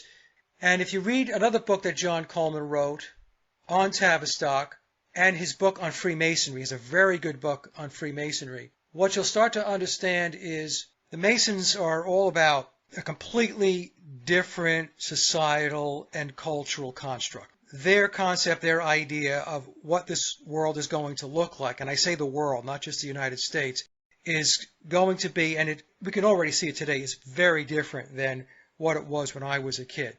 The amount of change that they're looking to implement is going to be even more drastic if they have their way as we march forward. So within Freemasonry, it's a pagan-based spiritual belief system. It goes back to the Egyptian mysteries. It goes back to Babylon, to the Babylonian priesthood. So what this means is that they are looking to implement, like I mentioned, a different system. And that different system means that they have to unravel and dismantle the current system. So what was the current system when this really got kicked off? Let's pick a date or a year, 1960. It was going on before that, but we'll look at 1960 because that's when the counterculture really got kicked into high gear. They're looking to dismantle the traditional values, the traditional family structure, traditional institutionalized religion, and in particular, Christianity. So if you read John Coleman's book on Freemasonry, what he tells you is that the Freemasons absolutely despise Christianity. Even though they will deny it, they despise it. So it's got to be removed. And the reason why it's got to be removed is not because they just despise it. It's because it's in the way of where they're going. Their God is Lucifer. And John Coleman explains, I think it's by the 26th degree in Freemasonry, and we're talking about the 33 degrees of the Scottish Rite of Freemasonry. At the 26th degree, for those who make it to that degree, that is when it's revealed to them that their God is Lucifer. Before that, from the first degree through the 25th, all that matters is that the Mason has a belief in a God, a higher power, a creator, a source. Doesn't matter. It could be the Christian God, it could be Allah, and so on. So they're brought along very incrementally and very methodically. And of course, there's a lot of fallout. A lot of the Freemasons really never get past the 4th degree. So we talk about the Blue Lodges all the time. The Blue Lodges are the first 3 degrees. So what the system looks to do is to identify those Masons who are intrepid, those that they believe will push their agenda forward. And they're bound by their oaths. And they refer to their oaths as obligations. And they take their oaths and their obligations very, very seriously. And if a Mason breaches those oaths, the repercussions, the consequences can be severe. Now, what does severe mean? Well, it could mean that they are completely excommunicated, and if you ever had an opportunity to read some of their oaths, it could be something a lot worse, like death. And we have to understand that these secret societies, they trump the laws of the land or of your country. So their oaths and their obligations are, like I said, are very, very serious. It's serious business for them. So the ideology that encompasses what the world order, the New World Order, is trying to do, has to do with Marxism. So if we go back to, as I mentioned before, the Frankfurt School, the primary members were Theodor Adorno, Max Horkheimer, Erich Fromm, and Herbert Marcuse. And cultural Marxism looks to dismantle the system of society and culture that we have today. If you go back to Karl Marx, think of him as a theoretician, and then we had Lenin, and the approach back in the day was to put Marxism or communism in place using force. That didn't work out too well.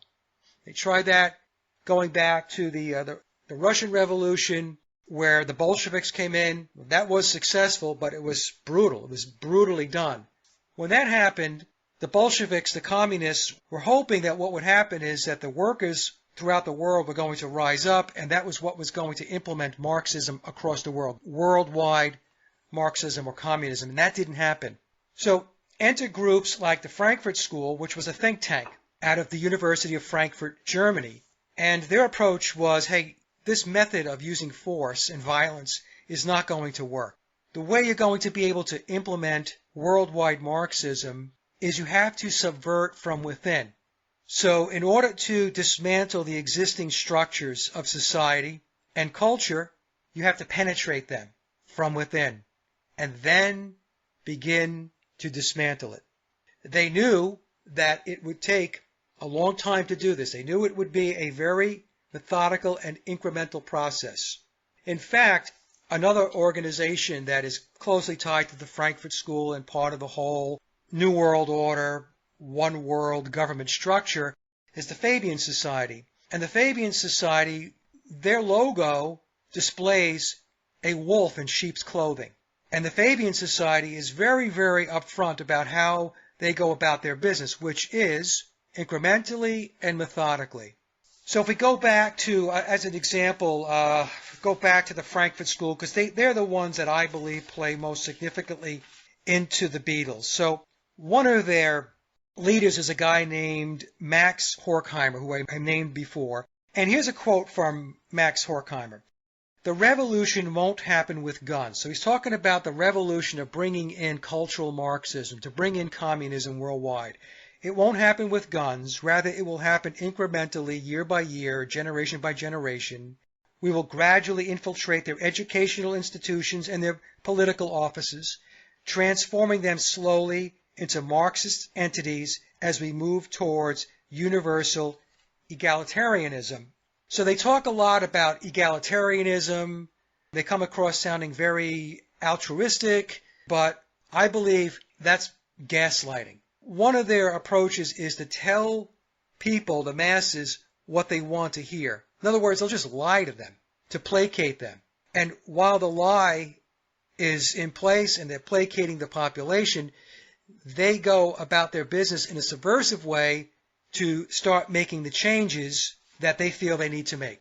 So if we take a look at some of the high-level approaches that the Frankfurt School has put in play, their strategy, they very much wanted to create racial divides, to create change by creating confusion. So think about this as I go through these. There's about 11 of them.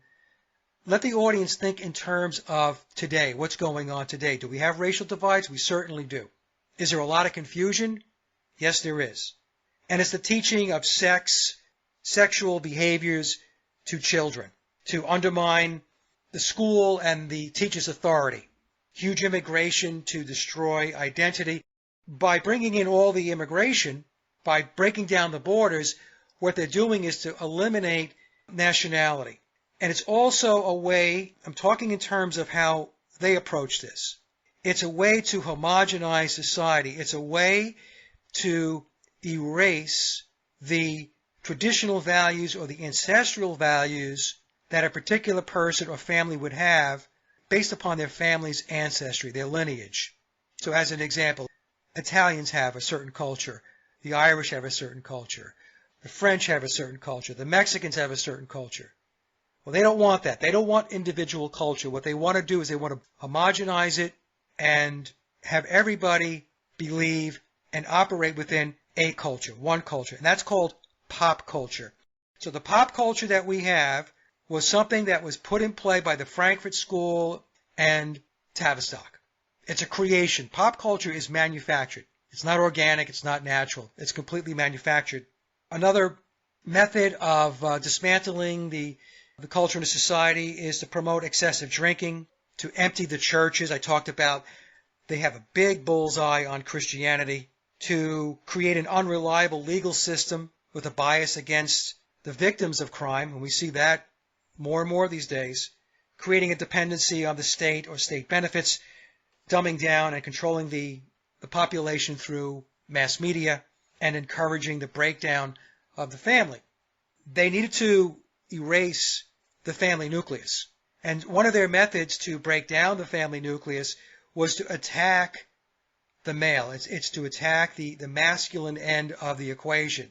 So they went off and said that the current system is patriarchal, and a patriarchal system is bad. We need more feminine energy. It needs to be more women-based, because that will bring a softer approach to society. Now, a lot of people are listening to this, and they're probably thinking, well, I think that might be true. But the reason why they did it was so that they can get rid of the masculine input into society, into the family, where the male role was more oriented toward security and defending the family. To them, that was a barrier. They didn't want strong males because they knew if they had a strong male population with strong family values, that they couldn't push their Marxism over the goal line. Another aspect of that would be the women's movement. The methods coming out of the Frankfurt School and Tavistock were telling women, especially in Western society and the United States, that why do you want to stay home and be with your children? Why do you want to raise kids? Why do you want to do that? That's really something that has been imposed upon you through societal norms. It's not really something you want to do. You're doing it only because you're told this is the way it is. That's a form of gaslighting. Because quite honestly, a lot of women were perfectly happy with their traditional role of raising a family because raising children was very important. So they introduced this dialectic into the equation, and we have this whole shift where women left the household, they went into the workforce, the father was also working, and now the children, well, who's going to take care of them? So that's when we started getting daycare, preschool, after school. So the children, in a way, become wards of the state. So the children have less face time or interacting with their biological parents. These are the types of tactics that were being used. Now, just going through all this, I know it's a little long-winded, but one of the biggest tools in the toolbox of Tavistock is the music and entertainment industry. And they knew that they could have tremendous influence and tremendous leverage and could make tremendous change through the music and entertainment business. Now, we see this all the time with Hollywood. All the Hollywood movies that come out are programming the population one way or another. There are agendas which are inserted into the scripts, even very subtly, but they are there. Some are not subtle at all. But music was another big lever that they could play. So in fact, let me just pull something up here. I want to read something Another comment or another narrative that came out of the Frankfurt School was to use music to promote mental illness and destroy society. That verses set to music and repeatedly intoned or repeatedly played are very effective. And Adorno had said that music can promote a culture of pessimism and despair. And not just music, but they can do this through radio and television. So as I mentioned, when you look into the Frankfurt School on mainstream sources, it's going to come across as egalitarian. Oh, well, they're looking to try to do good things. They're trying to level the playing field. They want not equal opportunity, they want equal outcomes. For the longest time, we've heard, even on mainstream media, the cultural wars. What does that mean when we talk about the cultural wars? What cultures are at war? Well, it's the current culture, which in the minds of the Frankfurt School and Tavistock was predominantly Christian-based, especially in the United States, versus their culture. So they set off to attack the way of life that we were born and raised in so that they can take it down and pursue an agenda of communism. Now, if we go to the Beatles, in John Coleman's book, he brings up, now Coleman's book on the Committee of 300 is not about the Beatles, but he brings up the Beatles a number of times because they are tied into Tavistock, and he talks about the Frankfurt School, and he talks about Theodor Adorno, that Adorno was tied into the Beatles' music. So the Beatles were one of those levers, one of those big levers in the toolbox of the controllers to kick off the change in society and culture in the very beginning of the 1960s. This is why the 1960s was referred to as the counterculture. It was anti-establishment. So that was a big change they were looking to put in play. And the Beatles were the first manufactured band to come out with the sole mission or objective to social engineer on a grand scale. This is based upon my research. Okay, so I'll stop there if you have any questions. I don't want to just keep going here. Do you have a... I hit mute because I am listening intently. And I have thoughts that I don't throw in because it's impossible to listen while you're talking. So you continue on. I don't know anything of what you're speaking because that part of your research I haven't run across yet. Okay. But I am now. So I guess in this moment, the continuing of the story is all on you. Okay. Please do. So before we get to the Beatles, and I'll talk more about their role in changing society and culture, and you have to just excuse me because I'm doing all of this off the top of my head. I don't have very many notes in front of me right here. In the 1950s, actually I think it began in the 1940s, but it was more predominant in the 1950s, the Beat movement. Remember the Beat poets? And that would be Allen Ginsberg, William S. Burroughs, Jack Kerouac. Those are three names that those that know about the Beat movement would know about or relate to. Well, the Beat movement were cultural Marxists, and it's tied into the cult of pants. So what do I mean by that? It's an ideology and a philosophy that says there should be no constraints. You should be able to do whatever it is that you want to do. If you go back to the 1960s, there was the old tagline, if it feels good, do it. And that pretty much summarizes one of the main narratives with cultural Marxism, that society is holding you down. Society is oppressing you. You are shackled. You're not pursuing your life. You're not pursuing your true and pure will. And that also ties back to Aleister Crowley. So the Beat poets, if you look it up on Wikipedia and you look up the Beat movement, it'll tell you that one of their traits was they were hedonists, unconstrained, do not follow societal norms, because to do so is oppressive. If you go back to Aleister Crowley, Crowley talks about his new eon, the eon of Horus, which is where the controllers are attempting to take us. Now, Crowley said that his eon of Horus began in the early 1900s, but before the eon of Horus, there was the eon of Osiris. And Crowley explained that the eon of Osiris, which equates to roughly to the Piscean age, whereas the eon of Horus is the age of Aquarius, he explained that his eon of Osiris, the Piscean age, was oppressive. Man was shackled. They did not follow their true will. Well, what are the cultural Marxists saying? They're saying the exact same thing. And so they're trying to lead the population to a new age a new age where they're saying it's just going to be great. It's going to be a utopia. There's going to be equality everywhere. There's not going to be any wars. There's not going to be any starvation. What they're not telling anybody is the reason why there's not going to be any wars or any starvation is because they're not going to create any wars and they're not going to starve people. So enter Tavistock. Tavistock is the New World Order or the World Order, however you want to refer to them, the controllers. It's their brainwashing, mind control, and social engineering apparatus. Think of it as social engineering HQ. The Beatles were introduced to the United States in 1964. Of course, they were playing over in England in 1962, where they were being handled and groomed to be what they became, going back into their Hamburg days.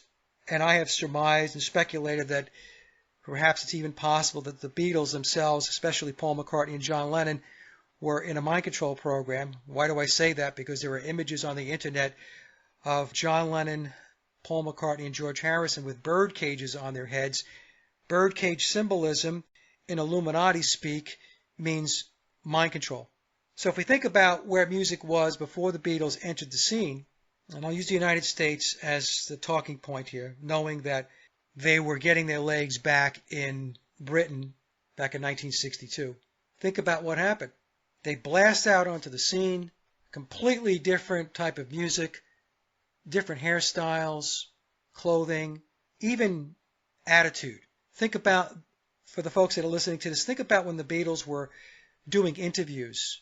There was this very quippy, witty, almost sometimes snarky attitude towards the, quote, establishment press or whoever was asking the questions.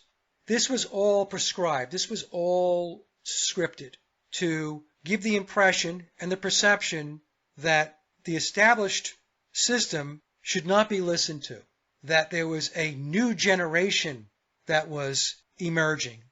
So there was a massive marketing push behind the Beatles that started going back to a guy by the name of William Mann, was a music critic for the Times of London. This goes back to, I think, 1963, where he was pumping the Beatles up as these brilliant composers. And this was done in order to get people thinking that way, to condition them and to brainwash them into accepting this new musical movement, this new genre of music that Tavistock was pushing on to the worldwide stage. And I should also mention, too, I was talking about the Frankfurt School. So when we talk about the Frankfurt School, we talk about the Fabian Society and Tavistock. These are all interwoven. They're all working together. And when I say they're all working together as part of the one world, one religion agenda that has been in place for a long time, that we really see being played out big time today for anybody that's paying attention to what's going on in the world, especially the World Economic Forum, organizations like that, Bilderbergs, Davos, the Trilateral Commission, the Council on Foreign Relations. All of these organizations are tied into the internationalist structure, the one world governance that's in play. That has been in play for a long time. So the Beatles were used to be that big lever in the music business and to change and shift the mindset, especially of the young people. They were not concerned about the older generation. In fact, Tavistock's approach was to create tension between the older generation, which would be the parents, and their children. That's exactly what they were looking for. They wanted the newer generation, they wanted the kids to see their parents as old-fashioned, as not with it. You used to hear the term, they're squares. So they were social engineering the young people. So what did this lead to? Well, this eventually led to activity that contradicted traditional values. This led to activity which was a break from the family nucleus. It was a break from what was considered to be acceptable values or acceptable behavior from a community or society. So what do I mean by that? The introduction of drugs, free sex, it was the entire hippie movement. All of this stuff was brought about by Tavistock, and the Beatles played a big part in it. So by the time the Beatles got to Sgt. Pepper was the stake in the ground which kicked off the psychedelic era. And the psychedelic era was very important to Tavistock and the controller's cultural Marxist agenda, because now we had people experimenting with drugs, looking to experiences outside of their physical senses. In other words, they were able to like drop acid. There are a lot of people I know that are thinking, well, this doesn't sound bad. And the reason why it doesn't sound bad is because we have been indoctrinated with this process, this social engineering coming out of the Frankfurt School and Tavistock with music and tying it back to the Beatles for 60 years. So it's the boiling frog phenomenon. It's so incremental, it's so methodical that you really forget what the baseline was. But if you go back in time, if you think about the societal structure in the 1950s in the United States, fast forward to 1969 and Woodstock. So let's just take a look at a 10 to 15 year period of time. Let's just say from 1955 to 1969. A huge change in how the young people were thinking and how they were operating and how they were behaving. It was massive.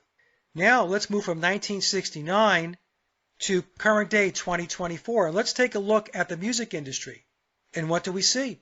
We see an industry that is loaded up with satanic symbolism. It's huge. There's a huge, huge difference. And we can see, if we're honest with ourselves, if we're intellectually honest, we can see the degradation in society. We can see the degradation in the culture. We could see the degradation in people's thinking. There's so much less critical thinking. And that's because part of this whole process was to create a hive mind. I talked about before about homogenizing things. This is exactly what they want. Cultural Marxism wants to eliminate the individual, the focus on the individual, your individuality. They want that out of the way. What they want is consensus via a community. And the reason why individualism doesn't work is because an individual will critically think, and an individual will ask questions. So a community that is established on strong individualism, where people are resourceful, they're smart, they're resilient, well, that community is going to be very strong. But if we strip the individual out of the equation, and this is what they have done, that's why they keep talking about we're all in this together. We hear this all the time. Whenever there's some kind of staged event, we're all in this together. They want to dilute the thinking of the population down to a communal level with no strong individuals. This way, they are easily controlled. And the music industry has been paramount in pushing that kind of mindset. Also, they knew that the music industry in Hollywood would create Pied Pipers. Humans have an uncanny knack to follow. They decide who a leader is going to be. Now, a leader could be somebody that they worship, somebody they idolize. It doesn't have to be some kind of warrior. As an example, a band. A band would be a leader. They'll follow that band. And that band will take them down a particular path. The songs will have certain messages in them. And as I mentioned before, from the Frankfurt School, they said verses set to music and repeatedly intoned are very effective. So the point I'm trying to make is it's a massive mind control program. It's massive conditioning, social engineering on a gigantic scale. And the Beatles played a huge part in that. And I've spent a lot of time with my research trying to show this, putting forth evidence that they played a big role in this. Now, it's up to each individual, Julia, to accept it or not or believe it if it doesn't resonate with people. And for a lot of people, it doesn't resonate because, like I said, the indoctrination has been in place for so long, especially with regard to the Fab Four, 60 years. People will reject it out of hand. Nope, Beatle music is great, and they couldn't possibly have been part of something like this. Well, Beatles music is great. I loved it, but it was music with an agenda. And for those who question the whole Pied Piper bit, I think I mentioned before that cultural Marxism adopts, and Crowley as well, the cult of Pan. And I'll read you something here from the cult of Pan. Pan is the goat foot god of panic. That's where we get the word panic from, and pandemic. And it has to do with the sudden fear that seizes one alone in the forest. He is the god of vegetation, the vegetarians. His name has been translated as, quote, all, for he stands for the manifestation of nature, paganism, He is raw, undirected energy, the dance of blood along the arteries, and rising sap. He is sexual desire running amok, a god of unfettered bodily instinct. No social force contains him. He is the lord of death, of corruption, bodily decay, and dissolution. He is also the mindless mob instinct, the beast who takes control of man, the frenzy of the flesh-ripping orgy. Wine, women, and song quicken his pleasure. He plays his pipe, and the forest resounds with laughter and celebration. In the esoteric tradition of the West, he often borrows the attributes of Dionysus, lord of the vine, who presides over intoxication and its after effects. So, if we take a step back, we could see that what we see going on in society and culture today is exactly that. Cultural Marxists are pushing an agenda where no social force contains anything. There are no rules. Do as thou wilt. If it feels good, do it. Even the Nike logo, the tagline, just do it. It goes back to Crowley. It goes back to the cult of Pan. And this is all tied into this cultural Marxism and this push to put forth a worldwide communist state. So I know I said a lot there, so I'll just pause there for a moment and I'll go wherever you want me to go. But I thought it was important to get that baseline in play. I appreciate where we're at. I do have a input, which was the 1939 Institution of the Western Standard Tuning, where A is 440, as created and implemented by the Rockefeller Foundation, straight out of military intelligence design, because 440 disrupts you on a cellular level, whereas 528 is what supposedly the Beatles recorded. Now that would bring about a whole refreshing new, just by frequency, anything that you pick up from that frequency, that is the frequency of love. Yes, well, they did change 440, and 440 is disruptive. In fact, there are papers that are written, believe it or not, on mainstream medical sites that say one of the other frequencies that they say is beneficial is 432. There's a whole solfeggio scale that goes from each chakra down from your red zone up above your head, the crown chakra. So I'm going to introduce to my audience the principles of science, frequency, and our limitations in a human body. And that's part of my message that doesn't really apply to this conversation unless you bring out some information. Music the frequency was corrupted. This speaks to the level of control that they have achieved. And I'm talking about the controllers. They control your media. They control your music and entertainment industry. They control your politics. They control your government. They control your medicine. They control every major aspect of life that we interact with. They created the entire corporatocracy, the corporate system, corporate matrix. That's theirs. To name names, I'm going to bring up the Rockefellers, also known as the Rothschilds, previously Orsini's, who claim to go all the way back to Egyptian Nimrod. They trace their ancestry and their lineage back to Egypt, and some researchers will say that before Egypt, it was called the land of Chem, and before that it was Sumeria. It's a very, very complicated topic, as you probably well know, Julia. There's a lot of different interpretations and debates about where it all connects. Just to have a moment here, can you define the difference between Satanism, which is the prince of darkness, Satan, versus Luciferianism, which is Lucifer, the bringer of light? Whereas they are not the same, do they represent a dichotomy of opposites that must exist on our plane of existence due to the sine wave going up and down? Just our frequency automatically defines a singular into a dual, yes and no. There is a difference between Luciferianism and Satanism. In fact, Luciferians will be very adamant about that. Are there similarities? Yes. Both look to manifest as much as they possibly can in the physical world. They come at life from the perspective that being born in itself into the world doesn't have any meaning. In other words, you have to do things. You've got to create. You have to manifest what your life is going to be all about. Luciferians, they will claim that they balance their physical world manifestations and desires with their responsibilities to the spiritual world. In other words, their worship of Lucifer. That means that, at least in their minds, and based upon what I've looked at, they look to balance karma. So for everything that they do, which is considered not good or evil or bad, they got to make up for it on the other end. There's got to be something done that's good, that's beneficial, something that's helpful.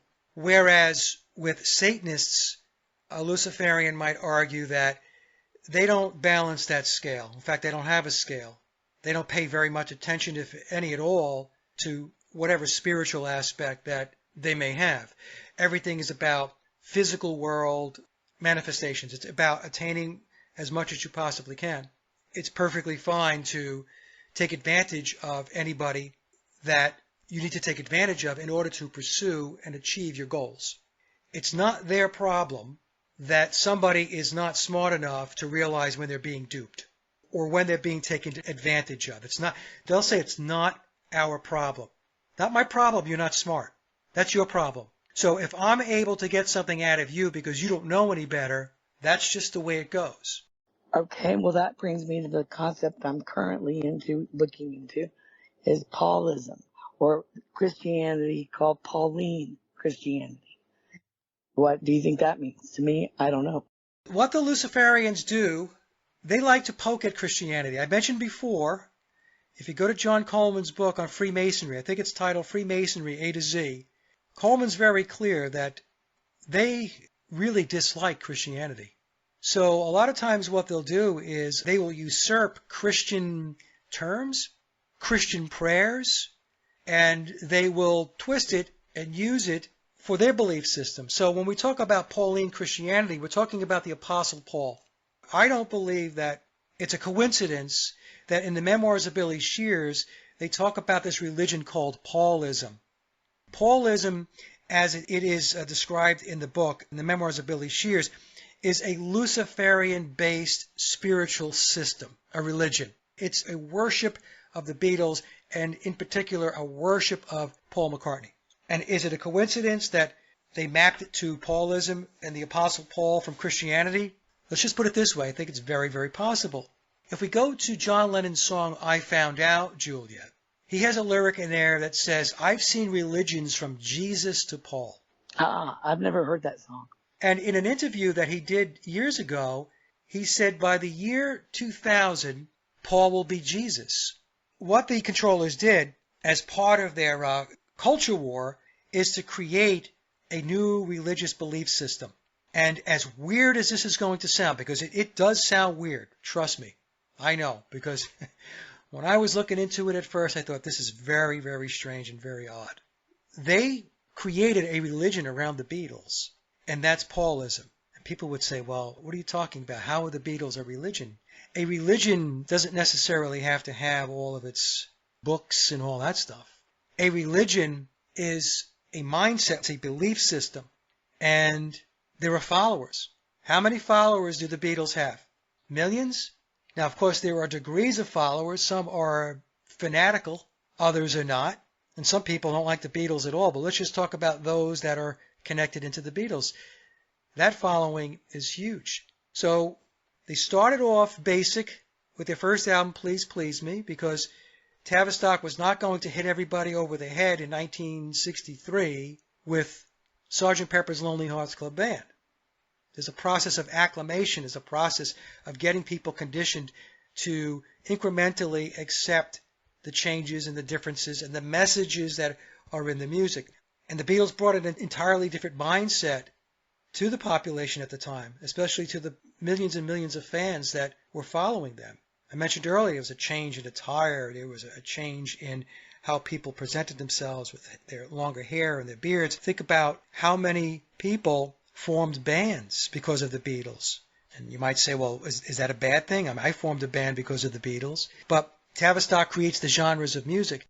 And those genres of music have an agenda. They have a purpose. So when you had the British invasion, that led to classic rock. And then you had all these other genres of music that followed. They were all connected back to the Beatles. The Beatles are foundational. there is a different target audience that Tavistock is going after. They're shaping, they're conditioning, they're massaging it, and they're getting the table set for the next turn of the crank, the next genre of music. So think about like punk music. Think about the word punk, a lowlife, punk music, lowlife music. It's wordplay.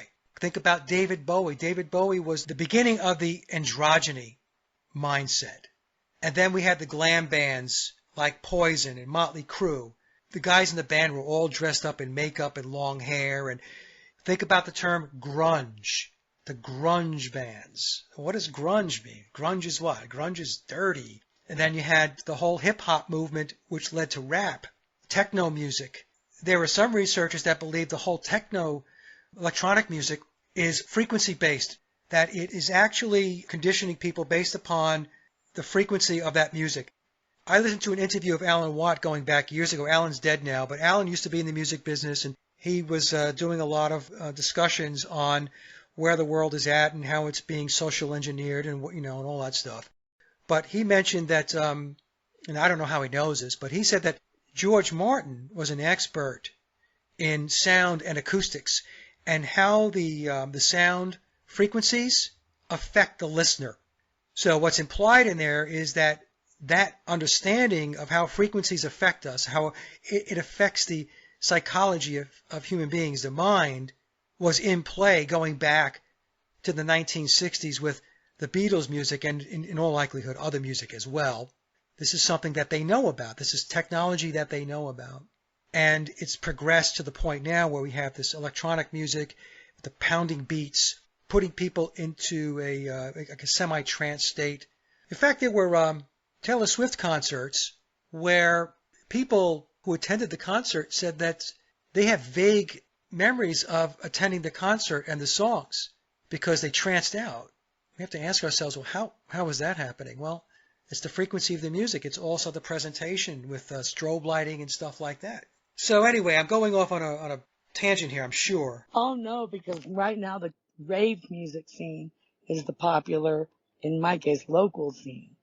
And so for me to have an ear of maybe someone who produces this music, I will shout out to Unified Mountain Sounds as a unsolicited sponsorship, but I would like these men to understand this process because they have an audience, a growing audience, and a really good show on time. I enjoy it. For the average person, for most people who are unaware of this, it's just music. I'm just going to have a good time, going to have a couple of drinks, going to dance, going to socialize, But, what they don't realize is that the environment today, the structures, the societal structures, have been shaped. So you're operating, remember earlier in the discussion I said that the culture we were given, fed to us, is pop culture. So all of this continues to be part of the pop culture indoctrination. And people are going along for the ride, just going with the flow. Very few people are questioning anything. Like I know I'm talking about this stuff, Julia, and there are going to be people who are listening that are going to think that I'm just a stick in the mud. I just don't like where things are, and I like the old traditional values and all of this stuff, which, by the way, there's a lot to be said about traditional values and a family nucleus. So I'm not going to fall prey to people that want to say that that's old-fashioned, because the new fashion is something that's turning this world upside down, except most people don't understand that and don't realize it. They think that the world just evolves organically. It's just the natural ebb and flow of how things go. And I'm going to say that that's completely false. The way the world moves is scripted. It's manufactured.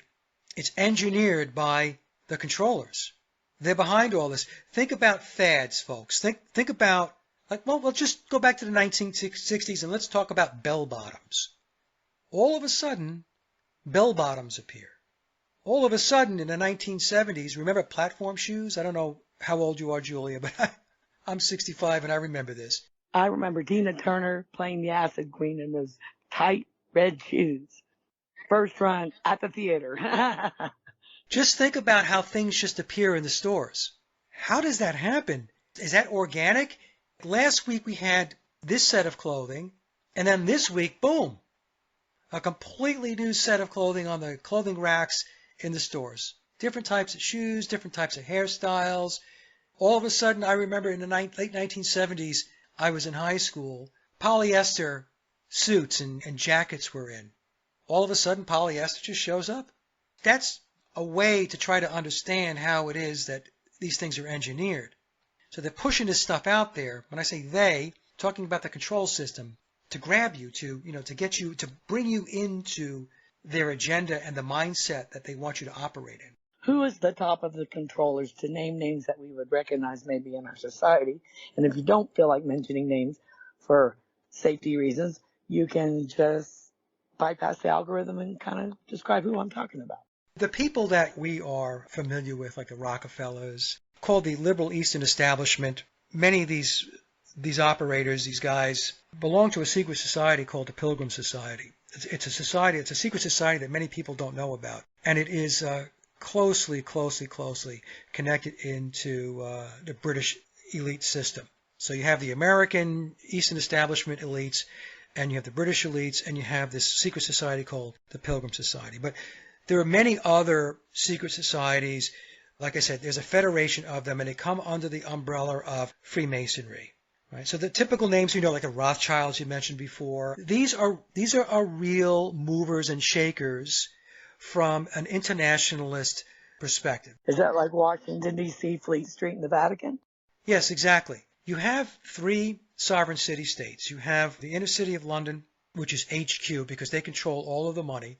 There's 3 huge financial institutions that are behind just about every single corporation in the world. I'm talking about the multinational corporations. You have BlackRock, Vanguard, and State Street. In fact, there was an analysis that was done about 10 years ago where somebody actually mapped the connection points between all of the major internationalist corporations, and there were connection points from a financial perspective. And financial is the most important because that's the money. Nothing's going to get done in this world without money. So you have BlackRock, Vanguard, and State Street. That stuff emanates out of the inner city of London. Then you have the Vatican. Now think of the Vatican as responsible for the spiritual part of the control system. And we could see now where the Pope is, he's massaging the Catholics and Christianity with opening up to other religions, to coexisting. Now, I'm not saying there's anything wrong with coexisting. It's great. But what I'm saying is what he's doing is not because he's kind, and it's not because he cares about coexistence. He's doing it because it's part of an agenda that they're implementing to get this egalitarian, homogenized communist culture to solidify it, to nail it down. So then we have Washington, D.C. So Washington, D.C. is also a sovereign city-state. Now, when I say sovereign city-state, folks, what I mean is they are sovereign. Washington, D.C. is not part of the Republic of the United States. The Vatican is not part of Italy. The inner city of London is not part of Britain. They are standalone. Think of them as sovereign countries within a country. And in the United States, Washington, D.C., the District of Columbia, is a sovereign city-state, and they are the military and police arm of this internationalist conspiracy. This is why Washington, D.C. will never be a state. Washington, D.C. won't be a state because Washington, D.C. is sovereign. And to take it a step further, this means that the United States is under foreign occupation because our president, the executive branch, the legislative branch, and the judicial branch, the Supreme Court, all reside in the sovereign city-state of the District of Columbia, not the Republic of the United States. And the District of Columbia was formed back with the Act of 1871, where land was etched out from Virginia and Maryland to create D.C. And it was created on the behalf of the internationalist bankers. So we talked about the inner city of London, the Rothschilds. So this is a hard pill for a lot of people to swallow because they want to think that there's still a constitution in place. They want to believe that this is still a republic. It's not. It's a corporation, and today is the anniversary of the Magna Carta. Just to throw that factoid I ran into a few hours ago. Is today the anniversary of the Magna Carta? Yes, and I was mentioning online that the people that said that the presidents were all related were half right. But a 12-year-old girl researched the female lines, and at that time found 43 out of 44 of the presidents, all related to King John Lackland, who didn't have any land, but he signed an agreement with the Vatican, and the royalty became the landlords, and we are now the vassals. Yeah, and the thing is, this also goes back to an entity, a secret society, which is very, very secret, called the Black Nobility. The Black Nobility are these families that go back to Rome. They believe and they operate under the guise that they own us. They own the world. They are de facto rulers of the world. So it's really funny because I'm just going through some research on them to read something I have here. The most powerful of the Black Nobility families are located in Italy, Germany, Switzerland, Britain, Holland, and Greece, in that order.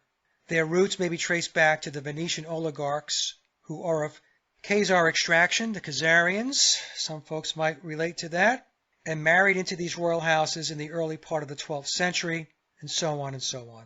According to researcher and author Dr. John Coleman, who I spoke a lot about during this our discussion here, a committee of 300 was established early in the 18th century. So John Coleman's book on the Committee of 300 is highly recommended. It's a fantastic book.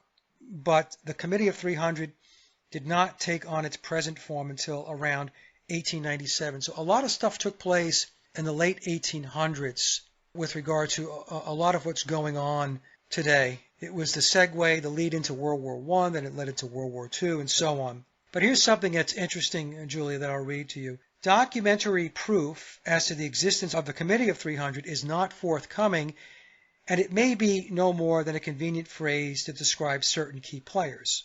Socialist politician and financial advisor to the Rothschilds, Walter Rathenau, writing in the Weimar Press on December 24th of 1921, so Christmas Eve of 1921, said, now this is the financial advisor to the Rothschilds. This is what he said. Only 300 men, each of whom knows all others, govern the fate of Europe. They selected their successors from their own entourage. These men have the means in their hands of putting an end to the form of state which they find unreasonable. Exactly 6 months after that statement was published, Rathenau was assassinated.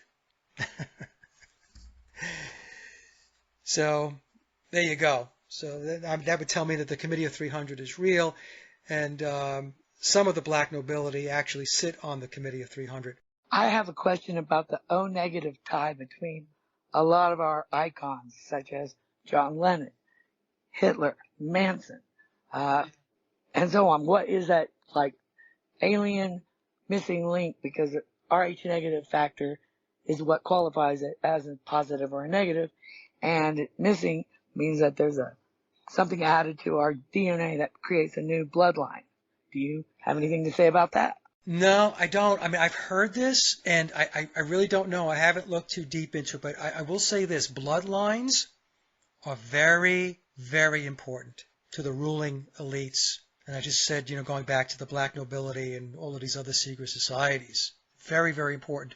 So maybe the O negative, Julia, is maybe it's an attribute of a bloodline that is considered to be special. I don't know. Well, I am studying that, and it's very important because even Vlad the Impaler, Dracula, is part of that group. Well, didn't King Charles say he was related to Vlad the Impaler? I think he did. Yeah, the royalty of the family there is actually the published owner of the copywritten version King James Bible, published in their name, which makes it a real contrived, copyrighted book. It's a good book. Yeah. So it's it's a crazy, crazy world. It is. I know we didn't talk too much about the Beatles. Well, I do. I just actually thought, how is Billy Shears? Where was he born? Who is he? Do you know who his parents are? Or does he become a creation of the military intelligence that I think is behind it? Who's his daddy? Yeah, who's his daddy? That's a good question. Well, there was a researcher, a colleague of mine, that did a presentation, and it was very compelling, and I think that she probably did figure out his family tree.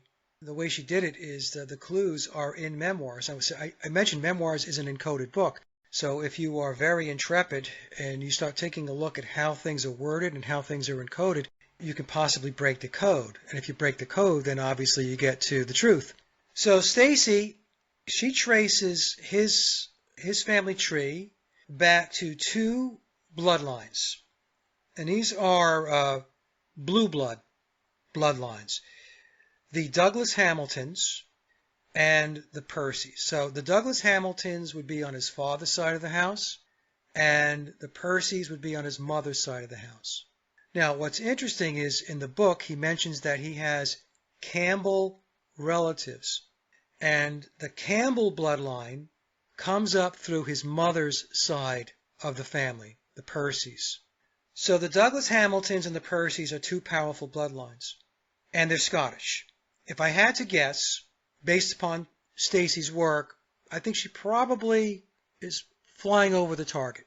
His father would have been Douglas Hamilton, Lord Douglas Hamilton. Now think of the line in the song A Day in the Life. Nobody was really sure if he was from the House of Lords. So that's another clue, I think. It means more now than it did before I had this in my head. Exactly. So before it was like, okay, well, it was just a lyric. And now, based upon Stacy's work, it makes you wonder, okay, is it just a lyric or was it a clue that was dropped? And almost 60 years later, somebody figured it out.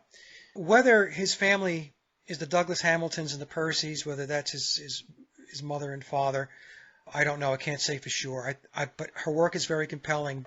One way or another, Billy's lineage, his ancestry, has got to be from elite bloodlines, Julia. Well, sure. Do you have a date of birth or any idea of the legitimacy that they can conceal? Of course, they can give birth to a non-recorded human. Yeah, people always ask me about, well, what about birth certificates? What about death certificates and all this stuff? They're fake anyway. Yeah, I mean, you're dealing with a very, very involved deep state operation. The Beatles are a deep state operation. They are a deep state psychological operation created by Tavistock, with influences coming in from the Frankfurt School, the whole cultural Marxism thing that I was talking about earlier. But they can do whatever they want, Julia. They can make birth certificates, they can delete them, they can create death certificates, they can get rid of them, Yeah. They can do whatever they want. Now, Billy, he does tell us in Magical Mystery Tour, he alludes to the fact that he's 5 years older than he actually is. So that would mean that he was born in 1937. So the way you get there is, he's supposed to be Paul McCartney. Paul McCartney was born in 1942. If he's 5 years older, as he states in Magical Mystery Tour, that means that he was born in 1937. Now, another researcher that I know, excellent researcher, Sally Whitty, believes that his birthday is September 11th of 1937. That would make sense. Yeah, she's very, very keen on that's in all likelihood his birthday. Originally, I thought it might have been September 9th of 1937 because he loves September 9th. He loves the double nines. You know, if I'm right, it's September 9th. If Sally's right, it's September 11th. Or we could both be wrong, and it could be a different date. But for sure, he was born in 1937. Is his biological dad possibly Aleister Crowley? Because James McCartney looks just like Aleister Crowley. And Vivian Stanshall, if you'll cover that, I think we'll have a little bit more of a flow picture here. So let's talk about Crowley. There is an image where it takes half of Crowley's face and half of James McCartney. Now, James McCartney, for those that don't know, would be Paul McCartney or Billy's son. There's a picture where they take half of Crowley's face and half of James's face, and I mean, I have to admit, it looks a lot like Aleister Crowley. Is that proof of anything? No, it's not proof of anything. I mentioned Stacy's work where she takes Billy back to the Douglas Hamiltons and the Percys, and I think that that's probably more likely. Memoirs, it alludes a lot to the possibility that Crowley was his biological father. And how could that be? Well, Crowley was involved in a lot of sex magic. And so Billy could have been the result of a sex magic ritual. And by the way, in the occult, if a child is conceived from a sex magic ritual, they are considered special. And so they are earmarked for bigger and better things in life. This is something that's also explained in the book. But I'm not so sure that, honestly, that Crowley is his biological father. Do I think that Crowley was influential in Billy's upbringing? In other words, being taught the occult, being taught the ways of mysticism and the esoteric in the ways of Thelema. That's Aleister Crowley's religion. Yeah, I think that that's very possible. In the book, he does say that he was mentored by Aleister Crowley for 10 years. So if Billy was born in 1937 and Crowley, we know, died in 1947, that's the 10-year period of time. In the book, he also mentions, Julia, that he was subjected to ritual abuse and mind control from an early age.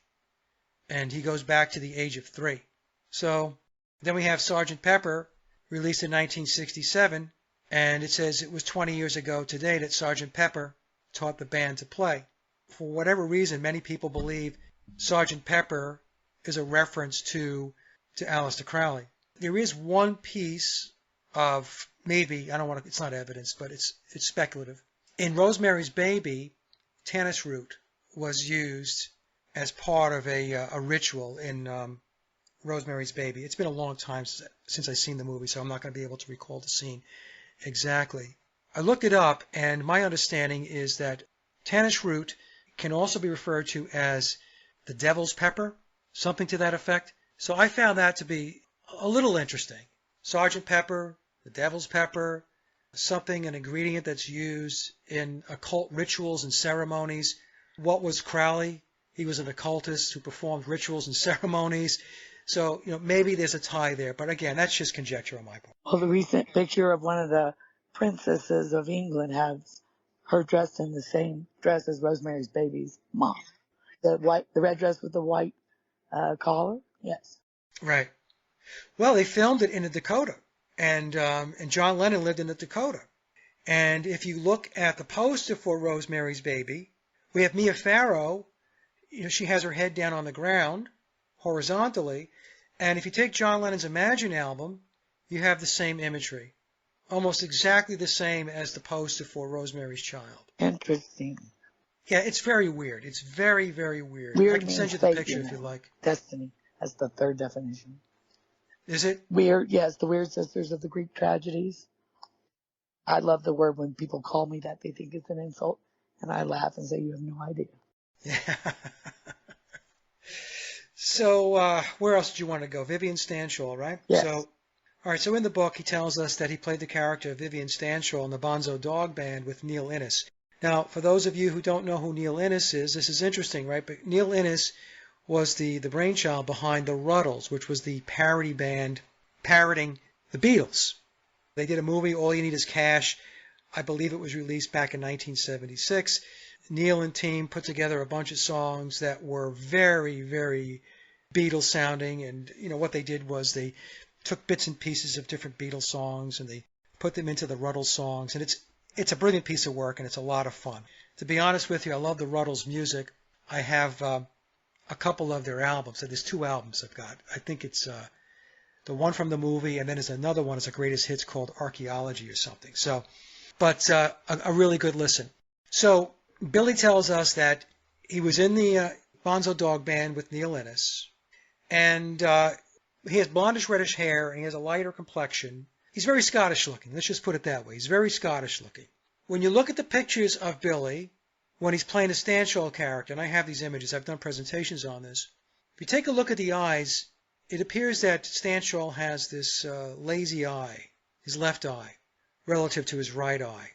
So when I was going through the book and I was trying to confirm whether he actually played the character of Vivian Stanshall in the Bonzos, and by the way, there was another Vivian Stanshall that Billy hired outside of the Bonzos. So for people who are listening to this and saying, Vivian Stanshall died in 1995, the Vivian Stanshall that Billy hired, who was an actor and a musician, his name was Victor, that died in 1995. Billy played in the Bonzos, Victor did not. But Billy hired Victor so that his McCartney and Stanshall character could coexist.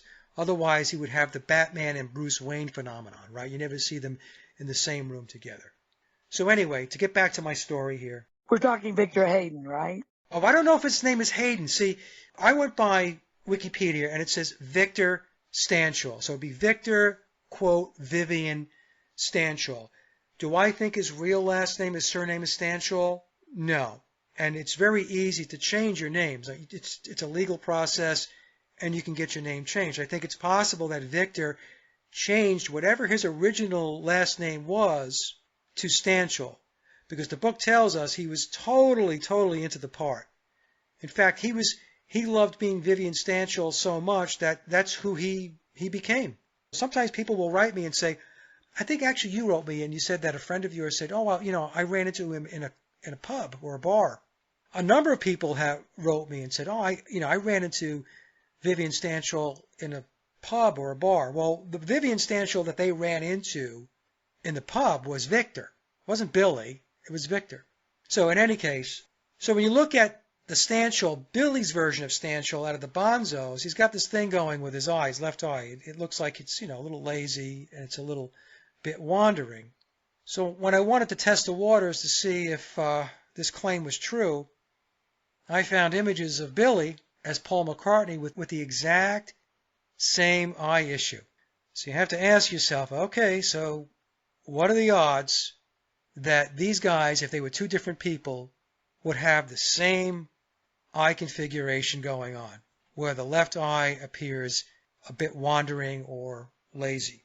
And so when I continued my research, I found images where it was very clear that, in my analysis, that they are the same person, because I was able to look at the ears, I was able to look at the nose, the forehead, the eye, obviously, and the whole facial structure, because the facial structure, Billy's facial structure is much longer than Paul McCartney's, biological Paul's. Billy's is very oval, Paul's is more round.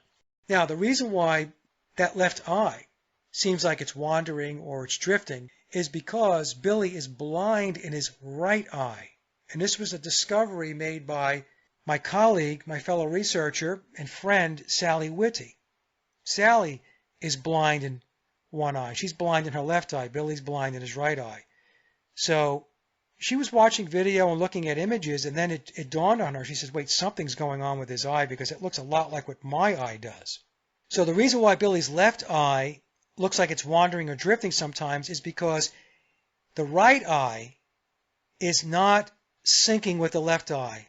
There are times when the right eye is not in perfect alignment with his good eye, his left eye. So what happens is the right eye might be looking straight ahead and the left eye might be looking a little left, and therefore it looks like the left eye is wandering or drifting.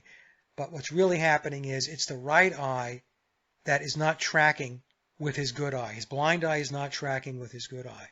Now, what's interesting is, some people, they doubt this, they question this, but to me, after Sally took me through the evidence and I looked for myself, I think it's conclusive that he does not have sight in his right eye. Now, to back it up, what Billy did, he did an interview, I think it was on CBS or ABC.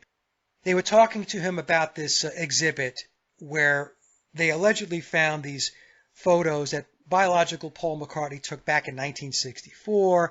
They were these lost photos, and so they put an exhibit up to display these photos, and it was called Eyes of the Storm.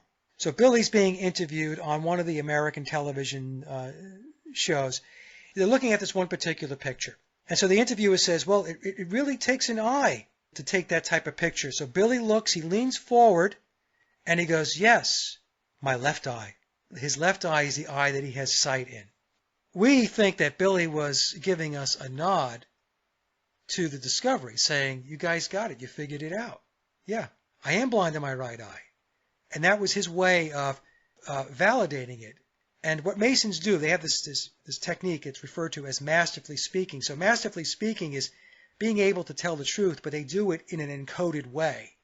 And so Billy did that in an encoded way. It's the same thing he did when I did my analysis and I concluded that the Beatles did not write all their own music and did not play on all of their recorded tracks. And the way I concluded that, we're not going to be able to get into it with this discussion, but I analyzed the Rubber Soul sessions. And quickly, once I was going through the official narrative, I thought, well, no, this could not have worked this way. So basically, what the official story was telling us, that the Beatles came into the Rubber Soul sessions. They entered the studio on October 11th. They began recording on October 12th. and they finished up on November 11th. So let's just say 30 days. So in that 30-day period of time, they essentially wrote, learned, rehearsed, arranged, and recorded 16 brand new songs in a 30-day period of time. They came in with a blank sheet of paper. Okay, it's very important to understand this. Some people want to argue that they had bits and pieces of this song or that song, and the official narrative will say that they had, some of We Can Work It Out, they had a little bit of this and a little bit of that. But having a little bit of something when you're coming into a studio doesn't mean you have something. You still have to work it. And my argument with people is, okay, so pick the number of songs that you think that they had completed coming into the Rubber Soul sessions. Do you think it's 2 songs? Do you think it's 3 songs? Do you think it's 4 songs? Because I'm going to tell you that whether you're writing from scratch, whether it's 10 songs, 12 songs, 14 songs, or 16 songs, that's a lot. And I'm going to tell you that it's not possible. I don't care whether it's 10 songs or 16 songs, it's not possible. But in any case, I concluded that they did not do what the official narrative told us that they did for Rubber Soul. So what wound up happening was, what I concluded is, all of the songs were pre-written, all of the songs were pre-recorded by session musicians, and this was all being facilitated and put together by their producer, George Martin. And so when the Beatles showed up in 1965, on October 11th of 1965, to, quote, record Rubber Soul, what they were really doing was recording the vocals only, because the songs were written and the music was already recorded. What happened was, George Martin would cue up the songs, and I would think undoubtedly they had guide vocals that were already recorded, so that the Beatles, John Lennon and Paul McCartney and George Harrison, could learn the melody lines of the songs. So they would listen to the guide vocals and then, okay, got it. They would overdub their vocals in place of the guide vocal. So that's what the Beatles did for 30 days. They did the vocals only on Rubber Soul, and I concluded that that was the model that was used for the Beatles throughout the 1962 through 1966 period. And then after 1966, when Billy, who replaced Paul McCartney in September of 1966, when he took over the band, his first album was Sgt. Pepper. Billy managed things differently than George Martin. George Martin stuck to outside songwriters, ghostwriters, and session musicians, whereas Billy wanted to bring John Lennon and George Harrison to have a bigger role in the actual songwriting and playing on the recorded tracks. So I concluded that from Sgt. Pepper on, but in particular I really want to say from the White Album on, we hear more of John and George of their own material, writing their own material, and playing on more of the recorded tracks, although the Beatles were still utilizing ghostwriters and session musicians even during the Billy period, 67 through 70. Billy validated that premise as well because he was on another talk show, and I think this was ABC, and he was talking about Let It Be, the Get Back sessions. And he said to record all of those songs, 14 songs in 30 days, or 12 to 14 songs in 30 days, was quite impossible. So that was, I looked at that as another nod, another acknowledgement, validating the research that I have put forth. I mean, why else would he say that? Could you run down the list like Andy White played drums, and then all the recognized verifiable online names and their instruments, and then run down the list of session musicians that are not credited anywhere that you've run across? That's a tough one because that stuff is held very close to the vest. So I'll just go through some of the drummers to start. We know Andy White drummed on Love Me Do and P.S. I Love You, going back to 1962. That's acknowledged by the official narrative. George Martin was a professional. He was a professional producer. He was a composer. He had the George Martin Orchestra, so he was going to use top flight, top shelf musicians. So there's an interview with between George and, quote, Paul McCartney, or Billy, and in that discussion, Billy says, well, I know that you were used to using session players, and George Martin said yes. So I believe that Andy White drummed on more than just those 2 songs. I think it's possible that Andy White probably drummed on a lot of the songs on the first album, Please Please Me. Then I had a relative of the late, great session musician Ronnie Verrill reach out to me back in 4 years ago, 2020. They told me that Ronnie Verrill, who was her relative, also drummed on Beatles songs. So there's 2 right there. And then we have Bernard Purdie. And Bernard caused quite a controversy. Going back to the late 1970s, I believe in 1978 is when he first came out and said that he drummed on 21 Beatles songs from the early period. I think he was referring to, if I remember one of the interviews, the first 3 albums. So that would be Please Please Me with the Beatles and A Hard Day's Night. So that would mean that Bernard drummed on 21 of the songs that were on those first 3 albums. And maybe he drummed on songs on albums after A Hard Day's Night. Bernard, in an interview in 2004, it was a Red Bull interview, he said there were 4 drummers on the Beatles' music, and he was talking about the early period. So when I talk about the early period, we're talking about 1962 through 1966. He said there were 4 drummers, and Ringo was not one of them. Then I have a clip from Glenn Campbell. Now, Glenn Campbell played for the Wrecking Crew. So the Wrecking Crew, for those that don't know, watch the documentary. It's online. You can get it on YouTube. You can get it on Netflix. The Wrecking Crew were the musicians behind the music in the 1960s and 1970s. So all those artists that you think were on those records, they were not on those records. In fact, Bernard Purdie in that 2004 interview, Red Bull interview, says that 98% of the artists that you think were playing on their records were not playing on those records. It was session players that were on those records, and Bernard being one of those session players. But Glenn Campbell, who was an unbelievable guitar player and part of the Wrecking Crew and played on many, many albums. In fact, he was touring with the Beach Boys when they went out to play. He was part of the Beach Boy ensemble when they were playing live. He introduced the band Cream. So Cream would be Jack Bruce, Ginger Baker, and Eric Clapton. Now, all of those guys were session musicians themselves. Eric Clapton played on many, many records as a session guitarist, as did Ginger Baker and Jack Bruce, the bass player. And when he introduced Cream, he said that they were these top-notch session players, and they played on many records. They played on Beatle records, the Rolling Stones, Smothers Brothers records, and he named off a number of other acts in which Cream played on. And this introduction that Glenn did, this was done, I think it was June of 1968. So in June of 1968, he's telling us that members of Cream were playing on Beatle records. Very interesting, right? It's not until September of 1968 that we're told that George Harrison approached Eric Clapton to play on While My Guitar Gently Weeps, to play the lead guitar part. So Glenn Campbell is telling us that Cream played on Beatle records 3 months before George Harrison asked Eric Clapton to play lead on While My Guitar Gently Weeps. So what does that tell us?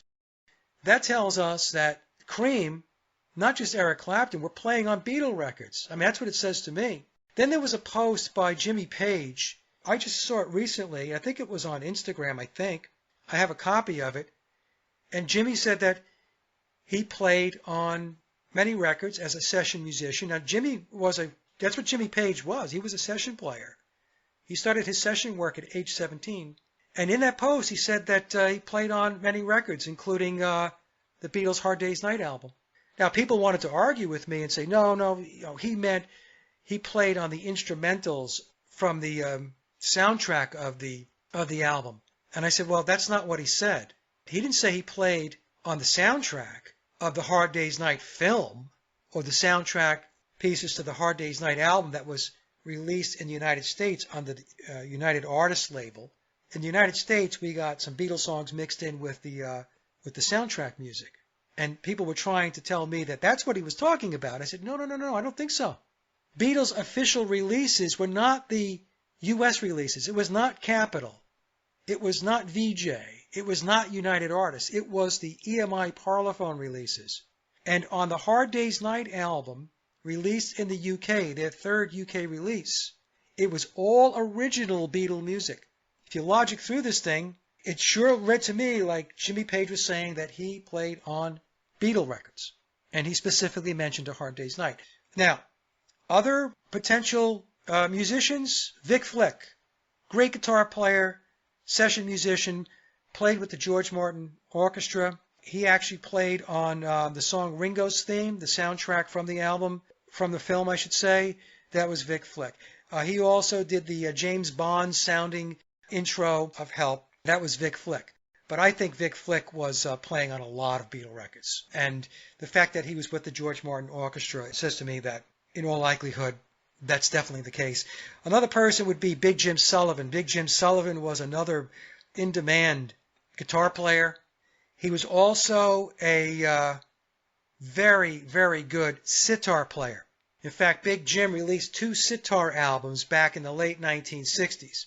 And if you read Wikipedia, it explains that Big Jim used to visit George Harrison at his home.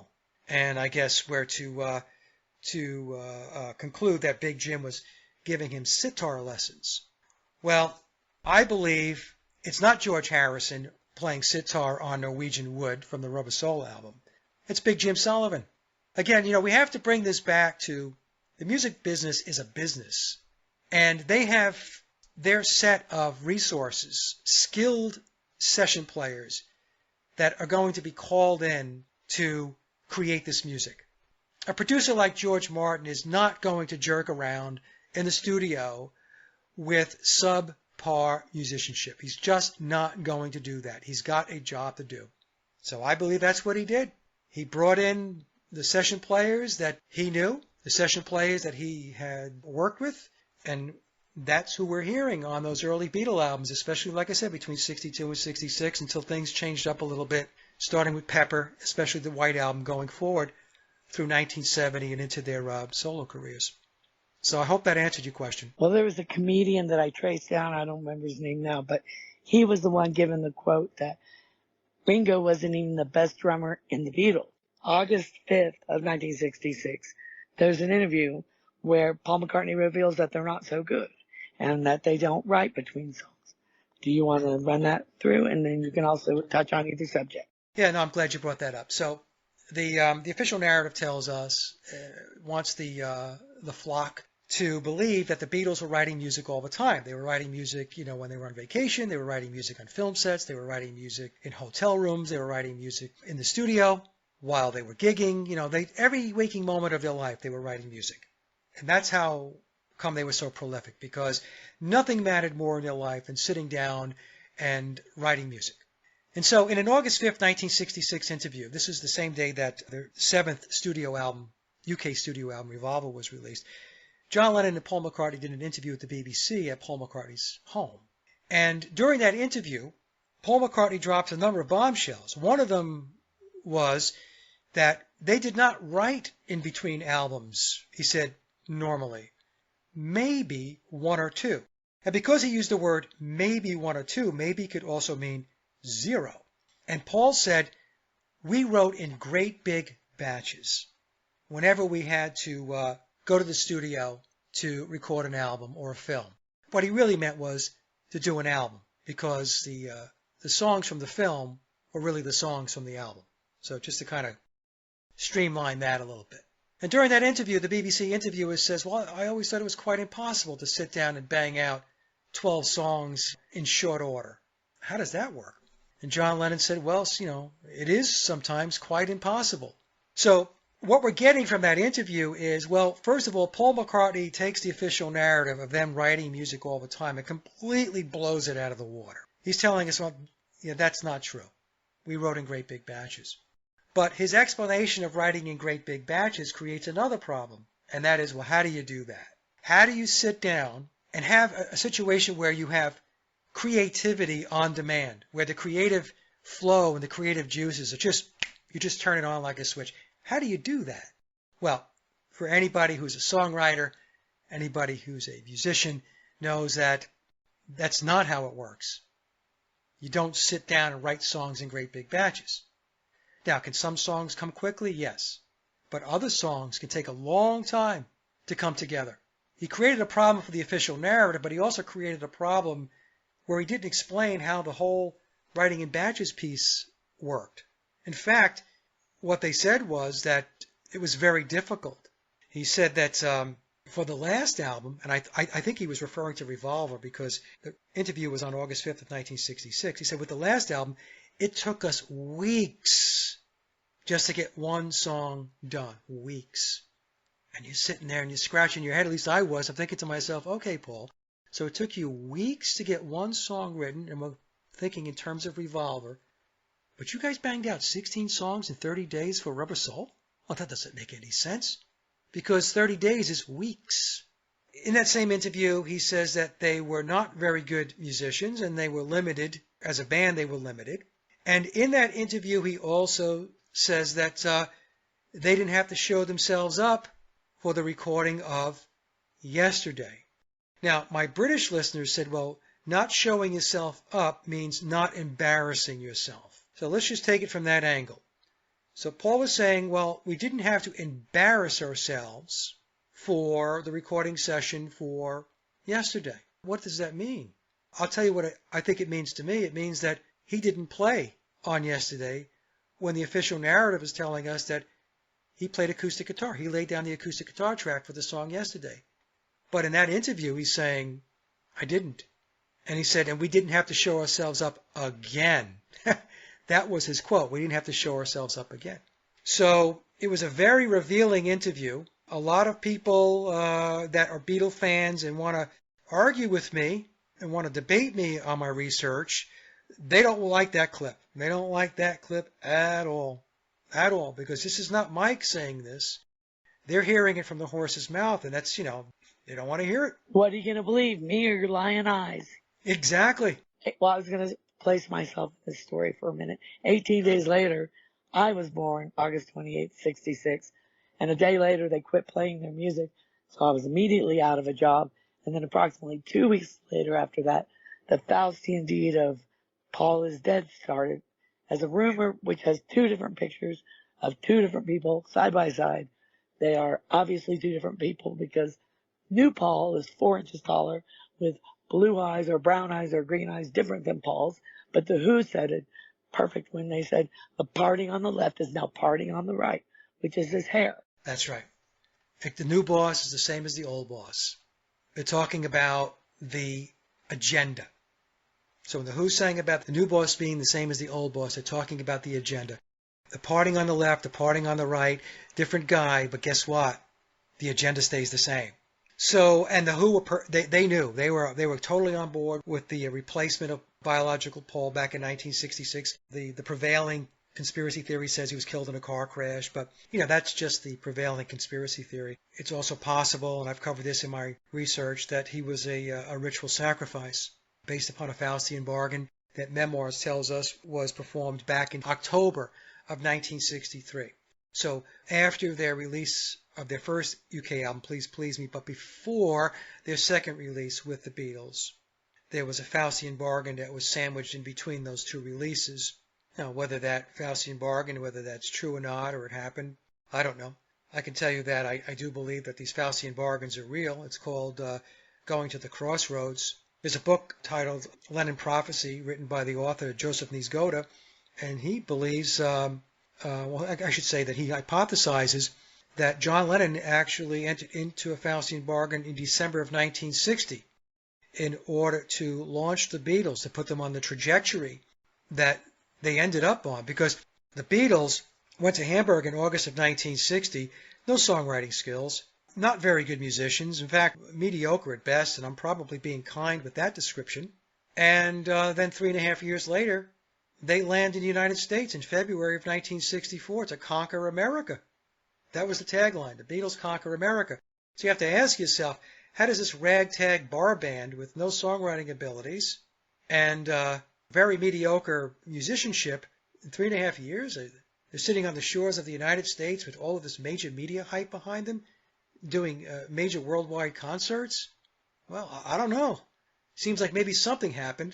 Toppermost to the poppermost, I think it was said. Yeah, that's right. So it's a very interesting tale, Julia. Very interesting story. No, this is perfect because I've heard said that the record companies take their master tapes into a ritual room, I guess, within the building and perform, I guess, prayers or whatever you want to conjure up as an equivalent term, but they pray over the masters and they conjure up whatever spirit goes behind it. Now, if this is the case in all record companies, then how would EMI now translate to Universal Music Group, who is the current head of a lot of these one-eyed Illuminati bands that showcase that? Yeah, is that a question? The question is, if EMI was the unseen hand in some ritualistic inclusion, is that same power over the industry today held with the Universal Music Group, who does the Wizard of Oz and all of the things that are referenced in a cult narrative? But they all show one eye. That one eye displays their connection to the Illuminati. Yes, I mean, I think it's still alive and well. I mentioned earlier that if we look at how music has developed, how much darker it has gotten since the let's say 1960 to current day, and we see all of the satanic overtones, a lot of the choreographing is ritual dancing. We can see this. There are clips on YouTube where that type of choreographed dancing takes place in Masonic lodges. And the person that you're referring to that talked about how Satanism plays into the master tapes, where there was a ritual or a ceremony or some kind of incantation or whatever that took place before the release of an album to embed the Satanism into the actual music. Now, whether somebody believes that or not, that's up to you. According to John Todd, this is the person that made this claim and was in the music industry, that this was done. Okay, before I forget, what is Stacy's last name? Because I don't remember hearing it. So we can research her research. Oh, yeah, I don't get into Stacy's last name. Okay, She just that's goes all I by need to know. Stacy. I just wanted to know if there was reason to look into what she's researching. Yeah.